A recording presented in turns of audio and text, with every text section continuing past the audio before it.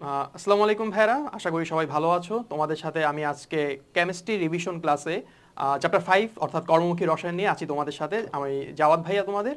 আর আমি বর্তমানে অধ্যয়ন করছি বুয়েট মেকানিক্যাল ডিপার্টমেন্টে। তো ভাই আজকে আমরা যে চ্যাপ্টারটা পড়বো সেটা হচ্ছে যে চ্যাপ্টার 5 CH05, অর্থাৎ আমার ফার্স্ট পেপারে চ্যাপ্টার 5টা পড়বো। তো উপরে লিখে দিই ফার্স্ট পেপার। তো চ্যাপ্টারের নাম যদি আমরা বলি, চ্যাপ্টারের নামটি হচ্ছে কর্মমুখী রসায়ন। কর্মমুখী রসায়ন। আচ্ছা, তো তুমি যদি পুরা ফার্স্ট পেপারের কেমিস্ট্রি বইটার মধ্যে যদি দেখো, সবচেয়ে ইজি চ্যাপ্টারটা হইতেছে এই চ্যাপ্টারটা। এবং বলা হয় তুমি যদি এই চ্যাপ্টার থেকে যদি অ্যান্সার করতে না পারো, তাহলে এটা তোমার জন্য ফুললি একটা ব্যাড লাক। সো কারণ এই চ্যাপ্টার থেকে কোশ্চেন তোমার মোটামুটি আজকে যা পড়াবো এখান থেকে মনে করো যে কোশ্চেন থাকবে। এবং কোশ্চেন শুধুমাত্র যে সৃজনশীল সিকিউ থাকবে সেটাই না, তুমি ক খ গ ঘ থেকে শুরু করে এবং এমসিকিউ পর্যন্ত কমন পাবা যদি তুমি এই চ্যাপ্টারের ক্লাসটা আজকে ঠিকভাবে ভালো করে দেখো। আজকে আমরা ওয়ান শট ক্লাসটা নিব। সো ইনশাল্লাহ ওয়ান শট ক্লাসের মধ্যে তোমাদের সবার সব যত প্রবলেম আছে সব কিছু আজকে কভার হয়ে যাবে। তো ভাই আমরা যদি শুরু করি, তো ফার্স্টে আসলে আমরা বলি যে চ্যাপ্টারটা যদি আমরা একটু হিস্টোরি থেকে শুরু করি। তো বিষয়টা হচ্ছে যে আমরা যখন কেমিস্ট্রি ফার্স্টে শুরু করেছি, চ্যাপ্টার 2, 3, 4 এগুলো শিখেছি, সেখানে আমরা আসলে কেমিস্ট্রির বিভিন্ন প্রপার্টি দেখেছি। যে যেমন ধরো দ্রাব্যতা দেখেছি, আমরা দ্রাব্যতার গুণফল দেখেছি। এরপর হচ্ছে যে আমরা হচ্ছে চ্যাপ্টার 3 মধ্যে কি দেখেছি, বিভিন্ন বন্ধন দেখেছি, সমযোজী বন্ধন দেখেছি, সন্নিবেশ সমযোজী বন্ধন দেখেছি। চ্যাপ্টার 4-এ আমরা দেখেছি রাসায়নিক সাম্যাবস্থা, এরকম বিভিন্ন বিষয় দেখেছি। এই চ্যাপ্টার 5-এর মধ্যে আমরা আসলে আমাদের যে কেমিস্ট্রি যে নলেজগুলো আছে সেই নলেজগুলো আমরা রিয়েল লাইফে কিভাবে আমরা প্রয়োগ করেছি সেই বিষয়টা আজকে আমরা দেখব। তো কর্মমুখী রসায়নে আমরা যদি ফার্স্টে আসি, আচ্ছা ভাই আমি যদি তোমাকে জিজ্ঞাসা করি আমাদের রসায়নের সবচেয়ে বড় ইউজটা কোথায়, তোমরা নিঃসন্দেহে সবাই বলবে যে খাবার, ফুড অর্থাৎ খাদ্যের মধ্যে আমাদের রসায়নের যে ইউজটা আছে সেটা বলতে পারো অনেক বেশি পরিমাণে এই জিনিসটা ইউজ আছে। সো আমরা যদি একবারে সভ্যতার শুরুর দিক থেকে দেখি, তাহলে মানুষ আসলে খাবারকে কিভাবে সে অনেক দিন ধরে রাখতে পারে বা খাবারকে কিভাবে ফসল উৎপাদন কিভাবে বাড়ানো যায়, এই জন্যই বলতে পারো যে কেমিস্ট্রির আস্তে আস্তে অনেক বেশি এখানে ইউজ করা শুরু হয়েছে। তো আমরা ফার্স্টে যেহেতু বললাম যে এখানে আমরা খাবারকে নিয়ে আলোচনা করব, তো আসলে আমরা যদি ফার্স্টে শুরু করি যে আমাদের প্রথমে বোঝা লাগবে, আচ্ছা মানুষের যদি মৌলিক চাহিদার কথা দেখো, মানুষের মৌলিক চাহিদার মধ্যে খাবার যেটা, এটা কিন্তু বলতে পারো একবার সবচেয়ে প্রথমে আসে। একটা জীব অথবা একটা এনিমেলের বেঁচে থাকার জন্য সবচেয়ে মূল উপাদান হচ্ছে তোমার খাদ্য। তো এখন আমরা যেটা আলোচনা করব সেটা হচ্ছে যে খাদ্য নিরাপত্তা জিনিসটা কি। খাদ্য নিরাপত্তা, হ্যাঁ, এই খাদ্য নিরাপত্তার মাধ্যমে আমরা কিন্তু এই চ্যাপ্টারে এখন এন্ট্রি করছি জাস্ট। সো খাদ্য নিরাপত্তা জিনিসটা কি, আমি যদি ধরো তোমাকে কোনো একটা বিষয় বলি যে এই বিষয়টা ডেফিনেশন দাও বা এই বিষয়টা সংজ্ঞা কি বলতে কি বুঝো, যেমন ধরো আমি যদি তোমাকে বলি ভাই মানবাধিকার বলতে কি বুঝো, তাহলে তুমি বলবা যে ভাই জাতিসংঘে একটা সম্মেলন হয়েছিল, সেই সম্মেলনের মধ্যে মানবাধিকার বলতে এই জিনিসটা বোঝানো হয়েছে। আমি যদি তোমাকে বলি ভাই পররাষ্ট্র নীতি বলতে কি বুঝো, তুমি তখন বলবা যে ভাই জাতিসংঘের কোনো একটা সম্মেলনে বা কোনো একটা সম্মেলনের মধ্যে পররাষ্ট্র নীতি বলতে এই জিনিসটা বোঝানো হয়েছিল। ঠিক সেরকম আমি যদি তোমাকে বলি ভাই খাদ্য নিরাপত্তা বলতে কি বুঝো, তখন এই জিনিসটা হচ্ছে কোনো না কোনো একটা সংগঠন এই জিনিসটা খাদ্য নিরাপত্তা বলতে কি বুঝে তারা এই জিনিসটাকে সংজ্ঞা দিয়েছে। তো খাদ্য নিরাপত্তার সংজ্ঞাটা আসলে কে দিয়েছে? হু। হু মানে আমরা সবাই জানি জাতিসংঘের একটা সংস্থা, অর্থাৎ এটা হচ্ছে ওয়ার্ল্ড হেলথ অর্গানাইজেশন। তারা হচ্ছে খাদ্য নিরাপত্তার সংজ্ঞা দিয়েছে। মানে হু কি করেছে? খাদ্য নিরাপত্তার সংজ্ঞা প্রণয়ন করেছে। তাহলে ভাই এটা কিন্তু একটা এমসিকিউ এর মধ্যে তুমি মনে রাখতে পারো যে খাদ্য নিরাপত্তার যে সংজ্ঞা সেটা কারা দিয়েছে, সেটা হচ্ছে হু যে সংস্থা রয়েছে তারা দিয়েছে। তাহলে এখন আসে যে খাদ্য নিরাপত্তার সংজ্ঞাটা তাহলে কি ছিল। তারা এখানে 3টা জিনিসের কথা বলছে। তো এক নাম্বার জিনিসটা হচ্ছে পর্যাপ্ত খাদ্য প্রাপ্তি। মানে জিনিসটা দেখো ভাই খুবই সিম্পল, মানে তোমার হচ্ছে খাদ্য নিরাপত্তা আছে, এটা তুমি কিভাবে বুঝবা? যদি তোমার দেশের মধ্যে পর্যাপ্ত খাবারের যোগান থাকে তাহলে তুমি সেখানে কি বুঝবা, সেখানে খাদ্য নিরাপত্তা রয়েছে। 2 নাম্বার যে পয়েন্টটা দেওয়া হয়েছে, 2 নাম্বার পয়েন্টটা হচ্ছে খাদ্য গ্রহণের সামর্থ্য। এই জিনিসটা দেখো আরো সিম্পল, যেমন দেখো তোমার দেশের মধ্যে অনেক খাবার রয়েছে, কিন্তু তুমি সেই খাবারটা ক্রয় করতে পারছো না, অর্থাৎ তোমার অর্থনৈতিক স্বাবলম্বন নেই খাবারটা ক্রয় করার, তাহলে কিন্তু খাবার থাকার পরও তুমি খাবার গ্রহণ করতে পারছো না। আবার ধরো তুমি শারীরিকভাবে খুবই দুর্বল, তাহলে কি হবে, তোমার যদি তোমার বাসায় ধরলাম অনেক খাবার রয়েছে কিন্তু তুমি শারীরিকভাবে দুর্বল, তুমি অসুস্থ, এই জন্য তুমি খাবার গ্রহণ করতে পারছো না।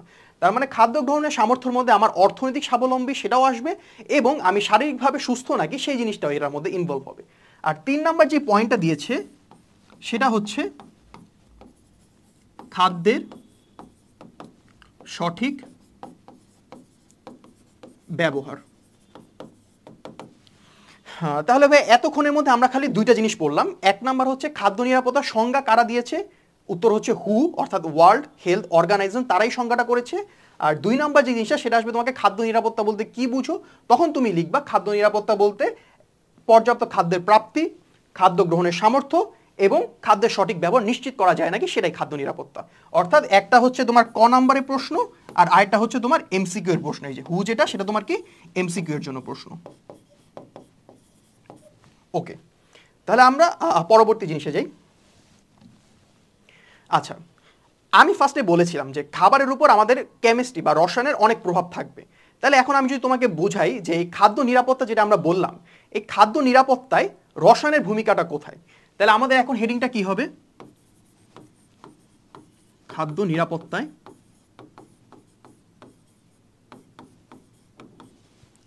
রসায়নের ভূমিকা।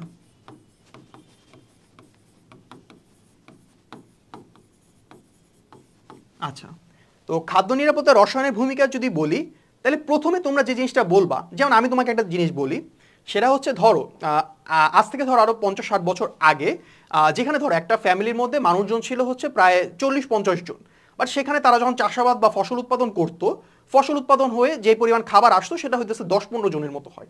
বাট এখন কি হয়েছে, খাদ্য উৎপাদন কিন্তু অনেক গুণে বৃদ্ধি পেয়েছে। এটা কারণ কি, কারণ হচ্ছে আমরা বিভিন্ন ধরনের সার ব্যবহার করতে পারছি, আমরা বিভিন্ন খাবারের মধ্যে আমরা বিভিন্ন কেমিক্যাল যে প্রপার্টিসগুলো ছিল না সেই প্রপার্টিসগুলো এখন সেটার মধ্যে ইনক্লুড করে, অর্থাৎ সেটার মধ্যে সংযুক্ত করতে পারছি। অর্থাৎ আমাদের প্রথম যে পয়েন্ট আসবে খাদ্য নিরাপত্তা রসায়নের ভূমিকা, 1 নাম্বার পয়েন্টটা আসবে খাদ্য উৎপাদন বৃদ্ধিতে। খাদ্য উৎপাদন বৃদ্ধিতে। আচ্ছা, তো খাদ্য উৎপাদন বৃদ্ধিতে রসায়নের ভূমিকা আসবে। আচ্ছা, তো আমরা তাহলে দেখি খাদ্য উৎপাদন বৃদ্ধিতে রসায়নের ভূমিকা কি হতে পারে। তো প্রথমে যেটা বলবা যে ভাই অনেক সারের প্রয়োগ হয়েছে। আচ্ছা, তো এখন আসি যে সারের প্রয়োগ করাটা কেন গুরুত্বপূর্ণ। আমি জানি যে তোমরা যদি বায়োলজি পড়ে থাকো, তাহলে বায়োলজির মধ্যে তোমার একটা চ্যাপ্টার ছিল, সেখানে এমনটা লেখা ছিল, একটু মনে করো, সেটা হচ্ছে যে ফসল যেটা আছে, একটা ফসল বা একটা উদ্ভিদের বৃদ্ধির জন্য অনেক ম্যাক্রো এবং মাইক্রো উপাদান দরকার। ওই যে পড়েছিলাম এমজিকে, ক্যাফে ফর নাইস জবস ইত্যাদি ইত্যাদি। তো সেখানে কয়েকটা গুরুত্বপূর্ণ উপাদান ছিল, যেমন হচ্ছে তোমার সোডিয়াম, তোমার নাইট্রোজেন ছিল, ফসফরাস ছিল, পটাশিয়াম ছিল। তো আমরা এখন ধরো তুমি একটা জমিতে চাষাবাদ করছো, সেখানে এই 3টে উপাদান নেই, তাহলে তুমি কি করবা, কৃত্রিমভাবে তুমি সারের মাধ্যমে এই কেমিক্যালগুলো সেই জমিটার মধ্যে প্রোভাইড করবা। তাহলে এখন ভাই বলো যে আমার জমিতে ধরো নাইট্রোজেন নেই, নাইট্রোজেনের অভাব আছে, তাহলে আমার যে সারটা ব্যবহার করতে হবে সেটা অবশ্যই নাইট্রোজেনের কোন একটা সার ব্যবহার করতে হবে, বা এমন একটা সার ব্যবহার করতে হবে যেখানে নাইট্রোজেন আছে, তাহলেই না তুমি নাইট্রোজেনের যে ঘাটতিটা আছে সেটা তুমি ফিল আপ করতে পারবা। অর্থাৎ আমার জমিতে যদি নাইট্রোজেনের অভাব থাকে, তাহলে সেই জন্য আমি যে সারটা ব্যবহার করব, সার ব্যবহার, সেটা কোন সারটা ব্যবহার করবা, 1 নাম্বার হচ্ছে তুমি ইউরিয়া ব্যবহার করতে পারো। 1 নাম্বারে কি ইউরিয়া সার ব্যবহার, তো 1 নাম্বারে কি ইউরিয়া। তো এখানে ভাইয়া ইউরিয়ার রাসায়নিক সংকেতটাও আমরা চলো জেনে নিই। ইউরিয়ার রাসায়নিক সংকেত খুবই সোজা, সেটা কি NH2 CO NH2। এরপর ধরো আরও যে সার আছে, আরও ধরো আরেকটা আছে তোমার অ্যামোনিয়াম নাইট্রেট, এরপর ধরো আরেকটা আছে তোমার অ্যামোনিয়াম সালফেট। তাহলে বলো ভাই, তোমার ফসল বা তোমার জমিটার মধ্যে যদি নাইট্রোজেনের ঘাটতি থাকে, তাহলে তুমি কিভাবে সেটা পূরণ করবা, সেখানে তুমি সার প্রয়োগ করবা, ইউরিয়া সার প্রয়োগ করবা, অ্যামোনিয়াম নাইট্রেট প্রয়োগ করবা, অ্যামোনিয়াম সালফেট প্রয়োগ করবা। এরপর ধরো তোমার জমিতের মধ্যে ফসফরাস নেই, তাহলে তুমি কি ব্যবহার করবা, তাহলে এখানে সার ব্যবহার করবা, অবশ্যই সার ব্যবহার। কোন সারটা ব্যবহার করবা, 1 নম্বরে হচ্ছে TSP এই নামটা শুনে অনেকে নস্টালজিক হয়ে যেতে পারো। আমি মনে হয় এটা ক্লাস 6 না 7-এ যখন পর্যন্ত কৃষি শিক্ষা বইয়ের মধ্যে এটা দেখেছিলাম। তো এইখান থেকে দেখে আমি খুবই, যখন আমি ইন্টার এটা প্রথম পড়া শুরু করছিলাম, আমি খুবই নস্টালজিক হয়েছিলাম যে টিএসপি আবার ব্যাক করছে লাইফে। সো টিএসপি এটা কি তোমার triple super phosphate, triple super phosphate. আচ্ছা, সো এখানে একটা জিনিস আসে, তোমাকে বলে যে ট্রিপল সুপার ফসফেট বা টিএসপি, এটা রাসায়নিক নামটা লেখো, ঠিক আছে? তাহলে আমরা যদি এটা রাসায়নিক নামটা লিখি, টিএসপি এটা রাসায়নিক নাম, তাহলে সেটা কি হবে? মনো ক্যালসিয়াম ডাই হাইড্রোজেন ফসফেট, ঠিক আছে? আর তোমার এরপরে তোমার ধরো যে জমি, সেখানে তোমার পটাশিয়ামের অভাব রয়েছে, অর্থাৎ কে তার অভাব রয়েছে, এই জন্য তুমি যে সারটা ব্যবহার করবা, তাহলে সেই সারটা হবে খুবই সোজা KNO3, এইটা ব্যবহার করতে পারো। অথবা আরেকটা যেটা আসে সেটা হচ্ছে MOP, ঠিক আছে? MOP এর নাম হচ্ছে মিউরেট অফ পটাশ, ঠিক আছে ভাই? অর্থাৎ আমরা কি দেখলাম তাহলে এই স্লাইডের মধ্যে? এখানে আমরা দেখলাম হচ্ছে যে খাদ্য নিরাপত্তা রসায়নের ভূমিকা। এক নম্বর ভূমিকাটা কি? এক নম্বর ভূমিকা হচ্ছে খাদ্যের উৎপাদন বৃদ্ধিতে এটা সাহায্য করবে। কিভাবে বৃদ্ধিতে সাহায্য করতে পারে? তোমার জমিতে যেই উপাদানটা কম আছে, যেমন ধরো তোমার জমিতে যদি নাইট্রোজেন অভাব থাকে, তোমার জমিতে যদি ফসফরাসের অভাব থাকে, তোমার জমিতে যদি পটাশিয়ামের অভাব থাকে, তাহলে তুমি এটার জন্য যেই সার রয়েছে সেই সার ব্যবহার করবা। যেমন তোমার জমিতে সোডিয়ামের যদি অভাব হয়, তাহলে তুমি কি ব্যবহার করবা? ইউরিয়া ব্যবহার করতে পারো। তুমি হচ্ছে NH4NO3 এটা ব্যবহার করতে পারো। এরপর 3 নম্বরে কি অ্যামোনিয়াম সালফেট, সেটা ব্যবহার করতে পারো। এরপর ধরো তোমার জমিতে ফসফরাসের অভাব হয়েছে, তাহলে তুমি কি ব্যবহার করবা? টিএসপি ব্যবহার করবা, ট্রিপল সুপার ফসফেট। দেখো নাম থেকে বোঝা যাচ্ছে টিএসপি, ট্রিপল সুপার ফসফেট। এরপর তুমি কি এই যে টিএসপি, এটা মাঝে মাঝে দিতে দেয়, টিএসপি এর রাসায়নিক নামটা লেখো। এই রাসায়নিক নামটা হচ্ছে মনোক্যালসিয়াম ডাইহাইড্রোজেন ফসফেট। এরপর ধরো তোমাকে দিয়েছে পটাশিয়ামের অভাব হয়েছে, তাহলে তুমি কোন সারটা ব্যবহার করবা? এটা সার মুছে গেছে দেখি, আল্লাহ। যেই সারটা ব্যবহার করবা সেটা কি? KNO3 ব্যবহার করতে পারো। তুমি হচ্ছে MOP মিউরেট অফ পটাশ, এটা ব্যবহার করতে পারো। আচ্ছা, এই চ্যাপ্টারটা যেহেতু আমরা পড়ছি, এই চ্যাপ্টারের মধ্যে তুমি যদি বইটা খুলো, ভাই বিশ্বাস করো তোমার এই চ্যাপ্টার পড়তে ইচ্ছা করবে না। সো ইটস বেটার আমি হইতেছে এখানে তোমাদের লিখে দিচ্ছি কিছু জিনিস, যে ইম্পর্টেন্ট জিনিসগুলো আছে, যেগুলোই পরীক্ষার মধ্যে আসবে। তুমি একটু জাস্ট খাতায় কষ্ট করে তুলো, এটা তোমার আর কিচ্ছু করা লাগবে না। তুমি খালি ক্লাসটা দেখো, প্রায় 1 ঘন্টার মতো ক্লাস হবে, এর বেশি আমি দিব না। সো 1 ঘন্টার একটা ক্লাস হবে। তুমি জাস্ট কয়েকটা যে লাইনগুলো দিচ্ছি এখানে লিখছি, তুমি এগুলো খাতার মধ্যে তুলো, আর তুমি জাস্ট কথা শোনো, তুমি বুঝাও লাগবে না। তুমি যদি চুপ করে বসে থাকো যে না ভাই আমি কোনো কিছু বুঝবো না, তাও দেখবা যে তোমার এই ক্লাসটা হয়ে গেছে, ঠিক আছে? আর এইখান থেকে সবচেয়ে মানে যে বিষয়টা হইতেছে, এখানে তোমার একবারে মানে একটা সেভিয়ার একটা চ্যাপ্টার, বুঝছো? পুরা এখান থেকে তুমি 10 নাম্বার একটা সৃজনশীল কমন পাবা, ইভেনচুয়ালি তুমি MCকিউ কমন পেয়ে যাবে এখান থেকে, বুঝছো? সো তোমার এটা বাদ দেওয়ার কোনো রিজনই নাই, এই চ্যাপ্টারটা বাদ দেওয়ার কোনো রিজনই নাই।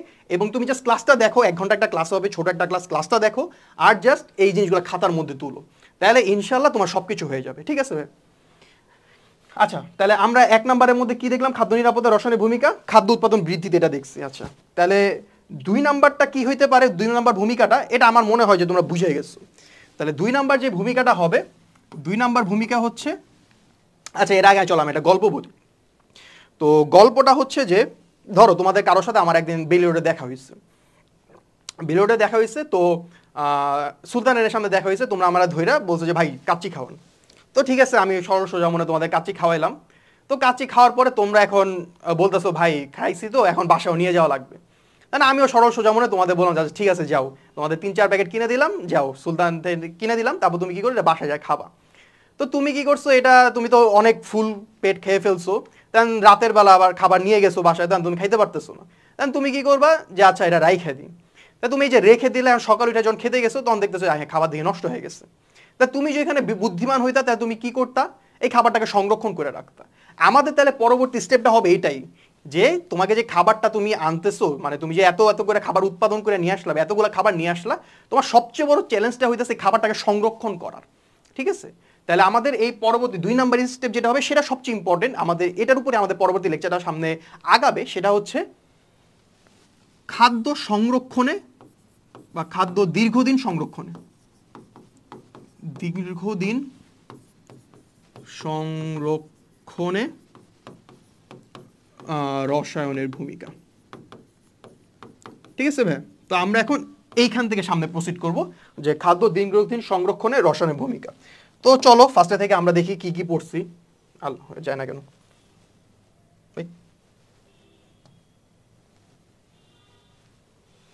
কি হলো?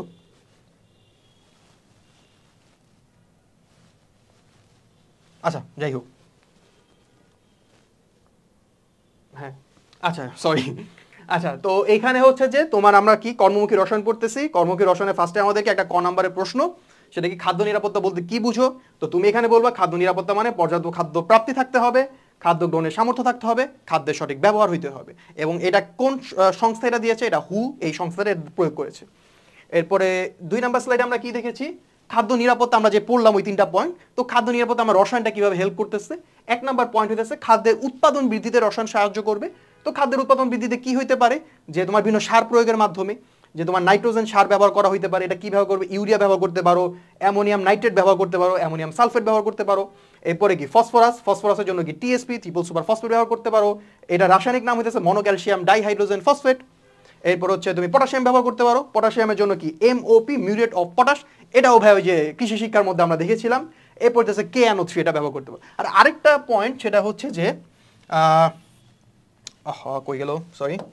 আচ্ছা, আরেকটা পয়েন্ট সেটা হচ্ছে যে তোমার জমিতে ধরো অনেক আগাছা জন্মেছে বা ধরো অনেক পোকামাকড় আছে, তো তাদের বিরুদ্ধে তুমি কি ব্যবহার করতে পারো? কীটনাশক ব্যবহার করতে পারো। ঠিক আছে, কীটনাশক ব্যবহার। তাহলে এর মাধ্যমে কি হবে? তোমার ওই যে ক্ষতিকার যে সকল জীবাণু টিবাণু আছে তারা সব এটার মাধ্যমে মারা যাবে। তো পরবর্তী স্লাইডে আমরা কি দেখেছি? পরবর্তী স্লাইডে এখন আমরা শুরু করেছি, সেটা হচ্ছে খাদ্যকে দীর্ঘদিন সংরক্ষণে রসায়নের যে ভূমিকা সেটা। আচ্ছা, তো আচ্ছা ভাই, আমরা যে খাবার সংরক্ষণ করব এর আগে তাহলে বুঝি একটা খাবার কেন নষ্ট হবে। যেমন দেখো, একটা খাবার যেই কারণে নষ্ট হয়, তুমি যদি ওই খাবারটা, ওই নষ্ট করা কারণগুলোকে তুমি যদি প্রতিরোধ করতে পারো, আলটিমেটলি তাহলে তো তোমার খাবারটা সংরক্ষণ হয়ে যাবে। কারণ তোমার খাবার আর কোনো কারণে যেহেতু নষ্ট হচ্ছে না, তার মানে তোমার খাবারটা আলটিমেটলি সেফ থাকতেছে। তাহলে আসো আমরা তাহলে এখন দেখি যে খাদ্য নষ্টের কারণ।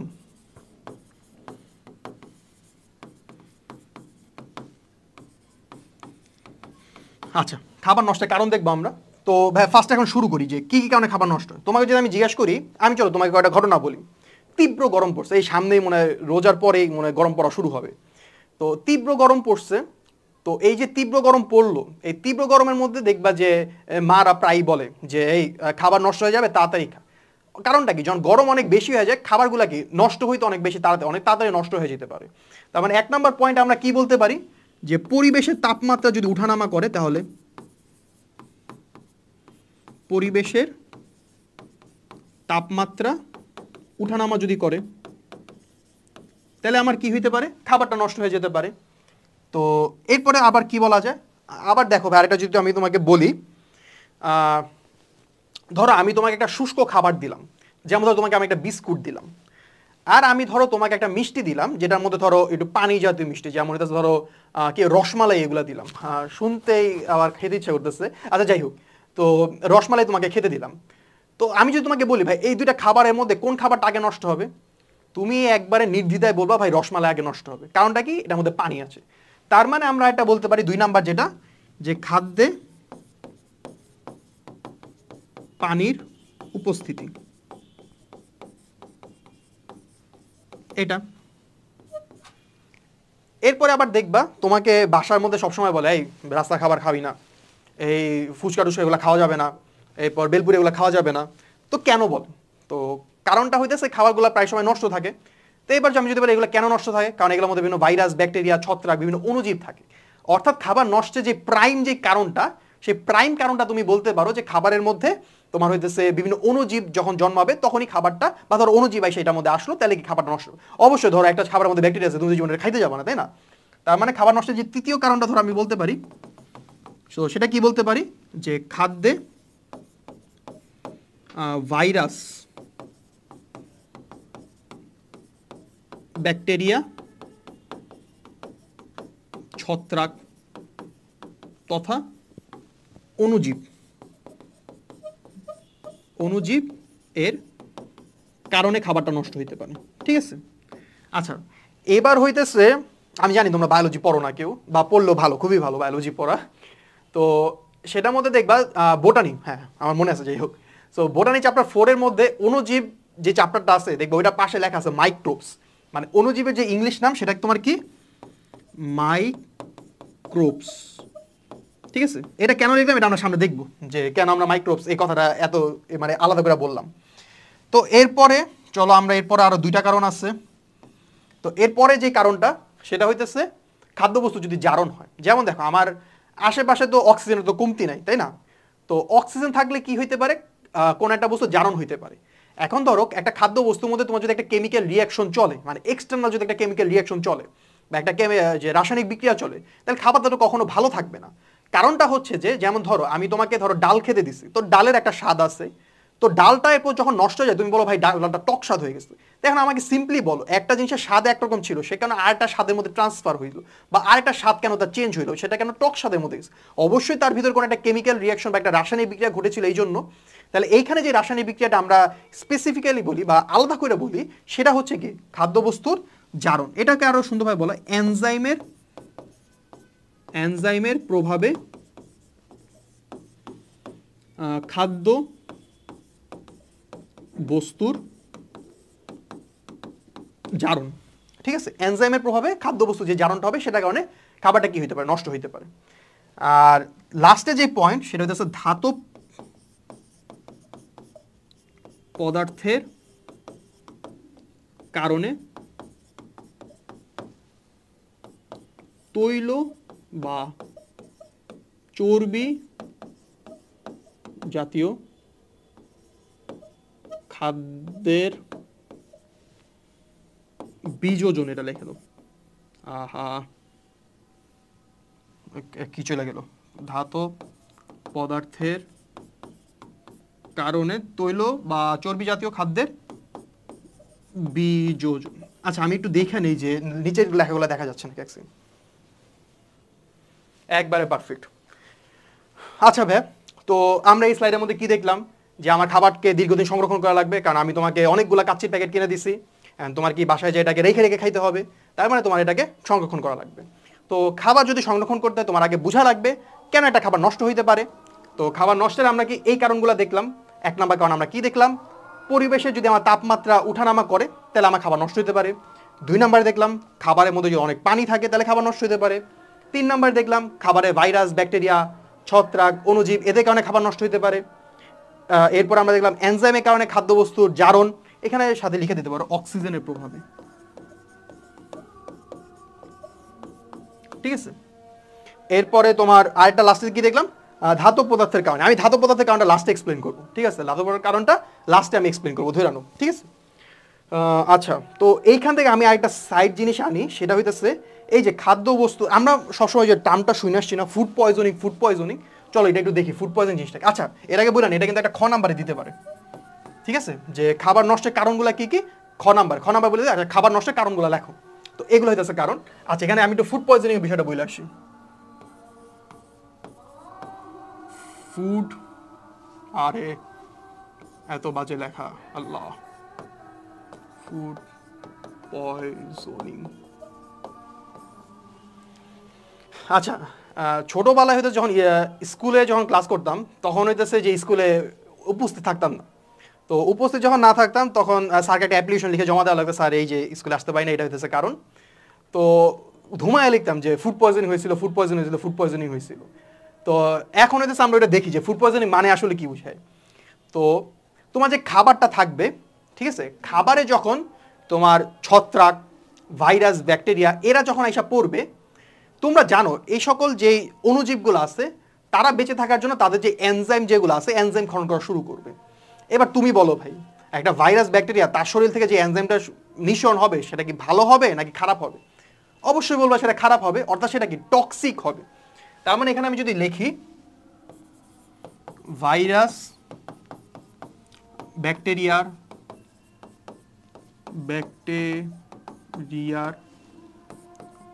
দেহ থেকে নিঃসৃত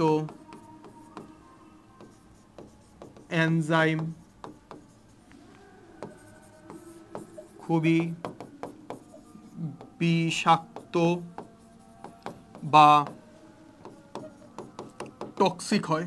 এই টক্সিক ওয়ার্ডটা আমাদের কিন্তু অনেক পরিচিত, আমরা প্রায় সময় সবাই বলি তো একটা টক্সিক মানুষ, ঠিক আছে। সো টক্সিক হয়। এরপরে কি, খাদ্যে এই টক্সিক আচ্ছা এটা টক্সিন,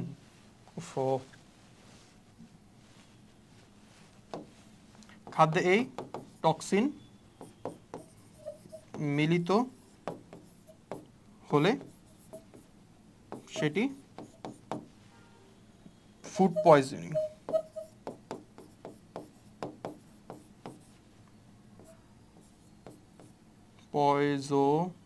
আচ্ছা এক সেকেন্ড,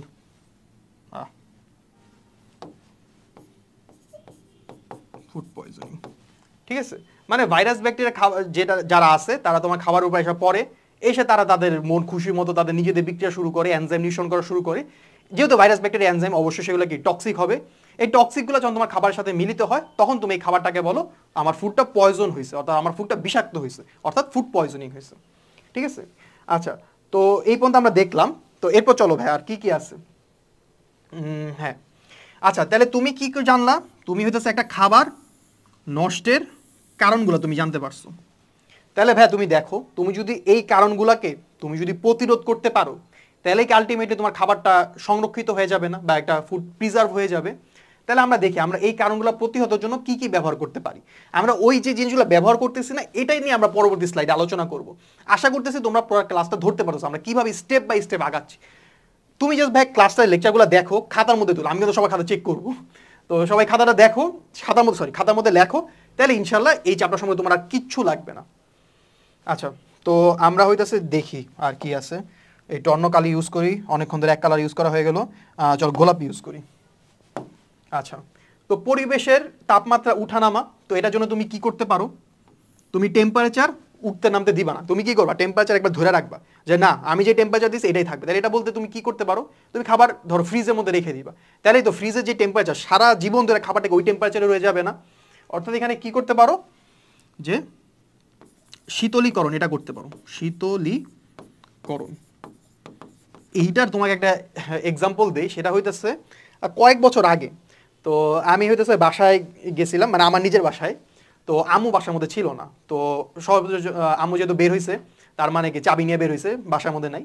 তো আমি হইতেছে তখন কিছু সময়ের জন্য আমি পাশের বাসায় আমাদের প্রায় ফ্যামিলির মতোই, মানে রিলেটিভ, মানে একটু দূরসম্পর্ক রিলেটিভ তারা ছিল। তো এখানে যে আমি বসছি, তো তখন হইতেছে তোমার প্রায় কি শীতের সময় মনে হয়, শীতের সময় বা শীত আসবে আসবে এরকম ভাব। তো ওই সময় হইতেছে তোমার ওই আন্টি আমাকে হুট করে বলে যে ম্যাঙ্গো জুস খাবা নাকি। তো আমি তো হুট করে ম্যাঙ্গো জুস, এই সময় আবার ম্যাঙ্গো কীভাবে। তো আমি বলি আন্টি এই সময় ম্যাঙ্গো মানে, দাঁড়াও তুমি খাবা নাকি বলো। তাই আমি বলছি হ্যাঁ খাবো আন্টি দেন। তো পরে আন্টি কি করলো, ফ্রিজ থেকে একটা পুরা আম বের করলো, পুরো আম বের করে তারপর এটা ছিলে টিলে তারপর আমাকে খেতে দিল। তা আমি তো পুরো অবাক হয়ে গেলাম। তো বলে উনি নাকি মানে আমটাম কিনে এবার ফ্রিজের মধ্যে রাখায় দেয় যেন 12 মাস খেতে পারে। অর্থাৎ এই জিনিসগুলো কিন্তু মানুষজন আদিকাল থেকে জেনে আসতো যে তুমি খাবারকে যদি শীতলীকরণ করে রাখতে পারো তাহলে খাবারকে দীর্ঘদিন খাবারটা কি থাকবে, প্রিজার্ভ থাকবে। তাহলে আমরা কি শীতলীকরণ এই পদ্ধতির মাধ্যমে। এরপর কি, তুমি খাবার থেকে পানি সরাই দিতে চাও, এটাও তুমি ভাই জানো। তোমরা তো হইতেছে যখন কক্সবাজার যাও শুটকি মাছ খাও বা তোমরা কিসমিস খাও, এগুলোর মধ্যে কোনো পানি থাকে না। শুটকি মাছ কিন্তু দীর্ঘদিন ধরে সংরক্ষণ করা যায়। অর্থাৎ তুমি যদি একটা খাবারকে শুষ্ক করে রাখতে পারো, অর্থাৎ খাবারতে তুমি যদি ফুল পানি সরাই দিতে পারো, তার মানে তুমি কি করতে পারবে, খাবারটাকে দীর্ঘদিন সংরক্ষণ করে রাখতে পারবে। তার মানে আমরা খাদ্যের পানি উপস্থিতি এটা কমানোর জন্য আমরা কি করতে পারি, শুষ্ককরণ এটা করতে পারি, শুষ্ককরণ। আচ্ছা, এরপর হইতেছে খাদ্যে ভাইরাস ব্যাকটেরিয়া এগুলোর জন্য কি করতে পারো, এটার জন্য লিখে নাও। আচ্ছা, এখানে কি মাইক্রোবস না, তার মানে তুমি মাইক্রোবসকে দূর করবা। তাই তুমি যে এই জন্য তোমার কি করা লাগবে, একটা কেমিক্যাল ইউজ করা লাগবে। যেমন দেখো এই দুইটা তুমি তো কি আদিকালের যে প্রসেস আছে এই আদিকালের প্রসেসে তুমি বেঁচে গেছো, বাট এরপরে যে প্রসেসগুলো আছে এগুলোর জন্য তোমার কি একটু অ্যাডভান্স হইতে হবে, ঠিক আছে, মানে বর্তমান যুগে আসতে হবে। তো এটার জন্য হইতেছে ধরো এখানে মাইক্রোবস না, তাহলে মাইক্রোবসের এগেনস্টে কাজ করবে এমন এমন কাউকে তোমার ব্যবহার করতে হবে। তাহলে সেটার জন্য তুমি যেটা ব্যবহার করবা সেটা হইতেছে অ্যান্টি মাইক্রোবিয়াল এজেন্ট, ঠিক আছে, অ্যান্টি মাইক্রোবিয়াল এজেন্ট এটা ব্যবহার করবা। এবার এনজাইমের প্রভাবে খাদ্যবস্তু জারণ, মানে জারণ মানে আমরা কি ওই যে অক্সিডেন্ট রিয়াকশন বলি না, তাহলে এটার জন্য তুমি কি ব্যবহার করবা, অ্যান্টিঅক্সিডেন্ট ব্যবহার করো ভাইয়া, অ্যান্টিঅক্সিডেন্ট এটা ব্যবহার করলা। এরপর কি ধাতব পদার্থ, এটার জন্য ব্যবহার করবা কিলেটিং এজেন্ট।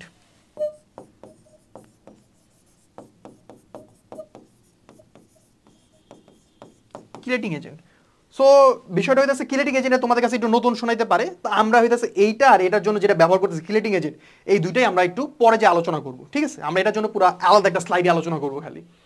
আচ্ছা, সো আশা করি বুঝতে পারছো। এখানে আমরা কি নর্মাল কিছু লিখছি, যে আমরা যে খাদ্য নিরাপত্তার মধ্যে ছিলাম, খাদ্য নিরাপত্তা রসায়নের ভূমিকা দুইটা দেখলাম। এক নম্বর ভূমিকা দেখলাম কি খাবার উৎপাদন বৃদ্ধিতে, উৎপাদন বৃদ্ধির জন্য আমরা কি সার ব্যবহার করি, নাইট্রোজেনের সার ব্যবহার করি, ইউরিয়া ব্যবহার করি, নাইট্রোজেনের সার এই জন্য কি ইউরিয়া ব্যবহার করব। এরপর কি পটাশিয়ামের সার, পটাশিয়ামের সারের জন্য কি MOP মিউরেট অফ পটাশ ব্যবহার করব। এরপর তোমার কি এরপর কি ফসফেট, ফসফরাসের জন্য আমরা কি ব্যবহার করব, TSP ট্রিপল সুপার ফসফেট, এগুলো ব্যবহার করব। দুই নম্বরে আমরা কি দেখলাম, খাবারকে আমার দীর্ঘদিন সংরক্ষণ করা লাগবে। দীর্ঘদিন সংরক্ষণ যদি আমার করা লাগে, আমাকে জানা লাগবে খাবারটা কেন নষ্ট হইতেছে। তো খাবার নষ্টের যে কারণটা দেখলাম, তো সেটার মধ্যে কি কি দেখলাম, পরিবেশের তাপমাত্রা ওঠানোর জন্য নষ্ট হতে পারে, খাদ্যে পানির উপস্থিতির জন্য নষ্ট হতে পারে, ভাইরাস ব্যাকটেরিয়া অর্থাৎ মাইক্রোবস বা অণুজীবের কারণে নষ্ট হতে পারে। 4 নম্বরে দেখলাম এনজাইমের কারণে, খাবার জারণের কারণে নষ্ট হতে পারে। 5 নম্বরে দেখলাম ধাতব পদার্থের কারণে তৈল বা চর্বি জাতীয় অবস্থায় খাদ্য নষ্ট হতে পারে। তো এগুলো প্রতিরোধের জন্য আমরা কি করতে পারি, শীতলীকরণ করতে পারি, শুষ্ককরণ করতে পারি, অ্যান্টি মাইক্রোবিয়াল এজেন্ট ব্যবহার করতে পারি, অ্যান্টি অক্সিডেন্ট ব্যবহার করতে পারি, কিলেটিং এজেন্ট ব্যবহার করতে পারি। ঠিক আছে, আমরা তাহলে নেক্সট স্লাইডে যাই। আচ্ছা, তার মানে আমরা তো এইমাত্র কি দেখলাম, খাবার নষ্টের কারণগুলো দেখলাম, আর সাইডে যেগুলো লিখে রাখছে ওগুলো আমরা ব্যাখ্যা এখন দিব। অর্থাৎ খাবার নষ্টের যে কারণগুলো আছে, তুমি যদি এগুলো থেকে প্রতিরোধ করতে চাও, তাহলে তোমার কি করা লাগবে, খাদ্য সংরক্ষক ব্যবহার করা লাগবে। এবার আমরা আমাদের সেকেন্ড টপিকে আসলাম, যে খাদ্য সংরক্ষক। আচ্ছা, তো হেডিং দাও, খাদ্য সংরক্ষক। ঠিক আছে, আচ্ছা আমরা আবার একটু কালার চেঞ্জ করি, নিউ কালার ব্যবহার করতে ভালোই লাগে, তাই না? সো কি নিব, আবার সাদাতেই যাই। আচ্ছা, তো খাদ্য সংরক্ষক, তো এটার আর একটা ইংলিশ নাম তুমি যদি বলো, তাহলে সেটা কি, ফুড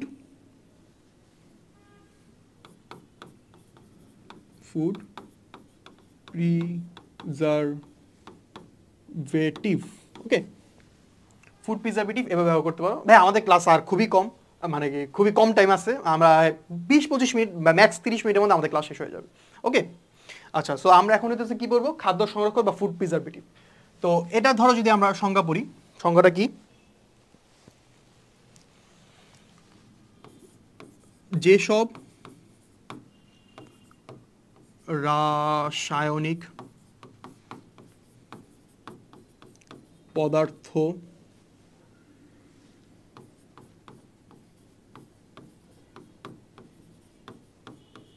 খাদ্যে অল্প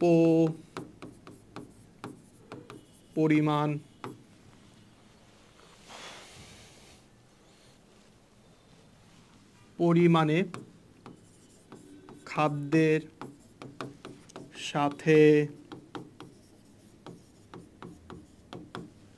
সাথে মিশিয়ে খাদ্যবস্তুকে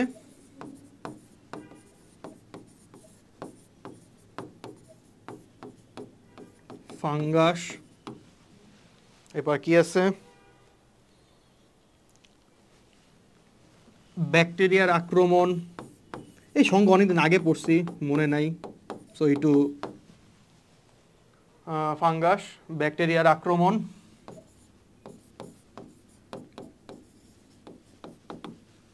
আর এগুলো কি লিখি আমি, ব্যাকটেরিয়ার আক্রমণ।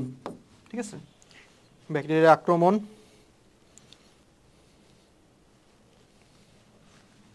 বা এনজাইমের প্রভাবে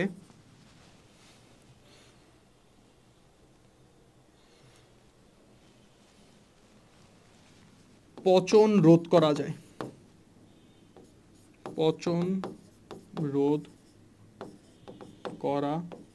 যায়, তাদেরকে খাদ্য সংরক্ষক বলে।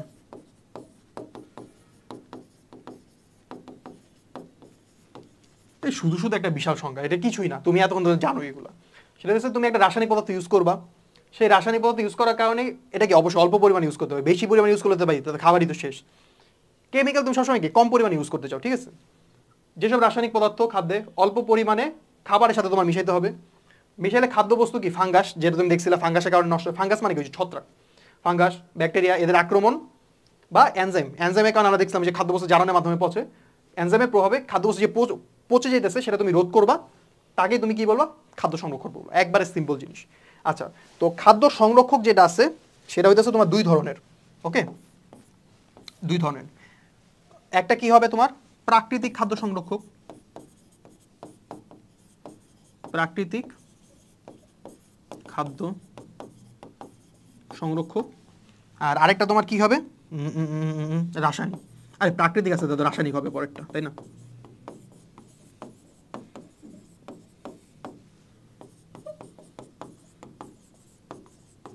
আচ্ছা, সো আমরা এই স্লাইডে কিছুই পড়লাম না, শুধু পড়ছি খাদ্য সংরক্ষক মানে কি, যে সকল রাসায়নিক পদার্থ তুমি খাবারে অল্প পরিমাণে যোগ করবা, যোগ করলে কি হবে, খাবারে ফাঙ্গাস, খাবারে ব্যাকটেরিয়া, এদের আক্রমণ বা হইতেছে তোমার এনজাইমের প্রভাবে খাবার যে পচতেছে সেটা রোধ পাবে, তাদেরকে তুমি কি বলবা, খাদ্য সংরক্ষক বলবা। খাদ্য সংরক্ষক কয় ধরন, দুই ধরন, একটা কি প্রাকৃতিক খাদ্য সংরক্ষক আর একটা রাসায়নিক খাদ্য সংরক্ষক। ওকে ওকে ওকে। আচ্ছা, তো আমরা হইতেছে প্রাকৃতিক খাদ্য সংরক্ষক এটা দেখি।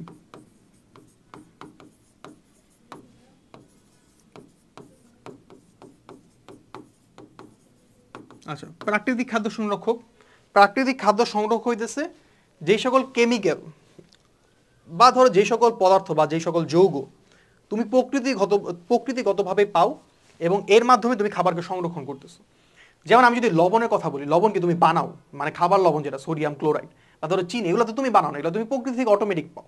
এবং তুমি এই সকল প্রকৃতির যে কেমিক্যালগুলো পাচ্ছ, যেমন সোডিয়াম ক্লোরাইড একটা কেমিক্যাল, তুমি চিনি পাচ্ছ, এটাকে একটা সুক্রোজ একটা কেমিক্যাল, এই কেমিক্যালগুলোর মাধ্যমে তুমি যদি খাবারকে সংরক্ষণ করো তাহলে সেটাই তোমার কি প্রাকৃতিক খাদ্য সংরক্ষক, ঠিক আছে? তাহলে প্রাকৃতিক খাদ্য সংরক্ষকে এক নম্বরে আমরা কি দিতে পারি, যে লবণ দ্বারা, ঠিক আছে? মানে তুমি কি করতে পারো, লবণ যদি খাবারের মধ্যে দাও তাহলে খাবারটা অনেকদিন সংরক্ষণ হবে। এটা আবার সব খাবারের না, ঠিক আছে? যেমন এটা তুমি যারা একটু মানে ওই যে গ্রাম অঞ্চলে গেছো তারা সবসময় দেখবা যে ওই যে মাছ যেগুলো আমাদের আছে বা শহরেও দেখা যায়, সেটার মধ্যে অনেক লবণ দিয়ে সেটাকে কি করা হয়, খাবারটাকে সংরক্ষণ করা হয়। অর্থাৎ লবণ দ্বারা খাদ্যের সঙ্গে এটা আমরা কোথায় দেখতে পাই, মাছ সংরক্ষণে দেখতে পাই, ঠিক আছে? মাছ সংরক্ষণে দেখতে পাই। তো এইখানে একটা এমসিকিউ না, একটা ক নাম্বারের প্রশ্ন দেখতে পারো, সেটা হইতেছে তোমার কিউরিং কাকে বলে, এটা আসে, ঠিক আছে? কিউরিং। তো চলো কিউরিং এর সংজ্ঞাটা দেখি। সেটা হচ্ছে যে খাদ্যকে NaCl এর গাঢ় জলীয় দ্রবণ দ্বারা সংরক্ষণের পদ্ধতিকে কিউরিং বলে, ঠিক আছে? তো একটু রিডিং দাও, কিউরিং কাকে বলে। আচ্ছা, সো পচনশীল খাদ্যবস্তুকে এখানে লিখতে পারো, একটা পচনশীল খাদ্যকে সোডিয়াম ক্লোরাইড বা NaCl এর গাঢ় জলীয় দ্রবণ দ্বারা সংরক্ষণের যে পদ্ধতি আছে তাকে হচ্ছে আমরা কি বলি, কিউরিং বলি। তো এখানে তোমার একটা জিনিস আরেকটা বলে দেয় যে কিউরিং এ যে তুমি গাঢ় জলীয় দ্রবণ বললা না, তার একটা ঘনমাত্রা তোমার জানতে হইতে পারে যে সেটা কত, সেটা একটু লিখে দিতে পারো। সেটা হইতেছে কত, 7 to 8%, ঠিক আছে? 7 থেকে 8% থাকে, 7 থেকে 8%। এটা এমসিকিউতে দেয়, বুঝছো? একটু তুমি বিগত বছর প্রশ্ন অ্যানালাইসিস করো, প্রশ্ন বের করলে দেখবা কি যে কিউরিং এর ঘনমাত্রা কত, 7 থেকে 8%, অনেক জায়গায় দেখবা 15 থেকে 20%, এটাও লেখা থাকে, ঠিক আছে? আচ্ছা, তো আমরা এরপরে 2 নাম্বার পয়েন্ট কি লিখতে পারি, 2 নাম্বার হচ্ছে চিনি দ্বারা, ঠিক আছে? তাহলে সেটা কি, সেটা হচ্ছে যে তুমি ধরো একটা খাবার আছে তোমার কাছে, তুমি খাবারকে যদি চিনির যে ঘন চিনির দ্রবণ আছে তুমি যদি সেই সিরাপের মধ্যে যদি তাকে ডুবায় রাখো তাহলে খাবারটা সংরক্ষিত থাকে। আবার বলি, সব খাবারে কিন্তু তুমি সবভাবে সেমভাবে সংরক্ষণ করতে পারবা না। যেমন তুমি মাছকে যেভাবে সংরক্ষণ করো, তুমি তো অবশ্যই শাকসবজিকে সেভাবে সংরক্ষণ করতে পারবা না, ঠিক সেম তোমার এখানে চিনির দ্রবণ দ্বারা যে খাদ্য সংরক্ষণ, এটা কোনগুলো, আমরা আচার যে খাই সেগুলা, যেমন এটার এক্সাম্পল কি হইতে পারে, তোমার আচার, ঠিক আছে? এরপরে আর কি আছে তোমার যে মোরব্বা, মোরব্বা, এরপর ধরো জেলি, এরপর হচ্ছে জ্যাম। তো এগুলোর মাধ্যমে তুমি কি করো, চিনির দ্রবণ দ্বারা এদেরকে কি করো তুমি সংরক্ষণ করতে পারো। ঠিক আছে, এছাড়া আরো কয়েকটা এক্সাম্পল আছে, যেমন সরিষার দ্বারাও করা যায়, তাই না? ওই যে গ্রামগঞ্জে দেখা যায় যে সরিষা, আরে কি লিখি খালি, আল্লাহ আল্লাহ আল্লাহ, সরিষা, ঠিক আছে, সরিষা, এরপর আছে কাঁচা হলুদ, তাই না? এগুলোতে তুমি কি করতে পারো, খাবারকে সংগ্রহ করতে পারো।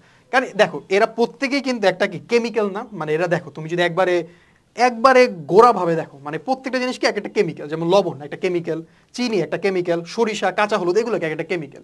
এবং এই কেমিক্যালগুলো অবশ্যই তুমি বানাও না, এগুলা কি তোমার প্রাকৃতিকভাবে পাও, এই জন্য এরা কি তোমার প্রাকৃতিক খাদ্য সংরক্ষকের মধ্যে পড়ছে। তো এদেরকে দিয়ে তুমি কি করো, যে লবণের মধ্যে একটা ইয়ে আছে, মাছ সংরক্ষণ করো, চিনি দ্রবণে আচার, মোরব্বা, জেল, এগুলো সংরক্ষণ করো, সরিষা, কাঁচা হলুদ, এগুলো দিয়ে তুমি কি করো, খাবারকে সংরক্ষণ করতে পারো। এখানে একটা এমসিকিউ জেনে রাখো, কাঁচা হলুদ যেটা আছে সেটা একটা অ্যান্টি অক্সিডেন্ট, ঠিক আছে, অ্যান্টি অক্সিডেন্ট, জানার জন্য জেনে রাখো, লাভ লস কি লস তো নাই। আচ্ছা, তো এগুলা তো আমরা এগুলা কি দেখলাম, আমরা এতক্ষণ ধরে কি পড়তেছি, খাবার সংরক্ষক পড়তেছি। খাবার সংরক্ষকের মধ্যে আমরা এক জিনিস দেখলাম, প্রাকৃতিক খাদ্য সংরক্ষক, প্রাকৃতিক খাদ্য সংরক্ষক এগুলা। তো আমরা এরপরে রাসায়নিক খাদ্য সংরক্ষক দেখবো পরের স্লাইডে, বাট একটা টুইস্ট আছে। সেই টুইস্ট হচ্ছে আমরা এখনই রাসায়নিক খাদ্য সংরক্ষকে যাব না, আমরা আগে ছোট্ট একটা জিনিস পড়বো, ঠিক আছে? ছোট্ট একটা জিনিস কি, খাদ্য সংরক্ষণের পদ্ধতি।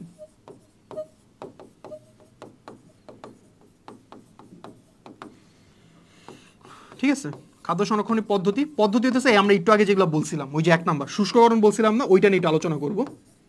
শুষ্ককরণ, শুষ্ককরণ এটা নিয়ে একটু আলোচনা করব। আর 2 নাম্বারটা কই করব, 2 নাম্বারটা এই সাইড দিয়ে করি, হ্যাঁ। সো 2 নাম্বারটা আমরা কি আলোচনা করব, শীতলীকরণ।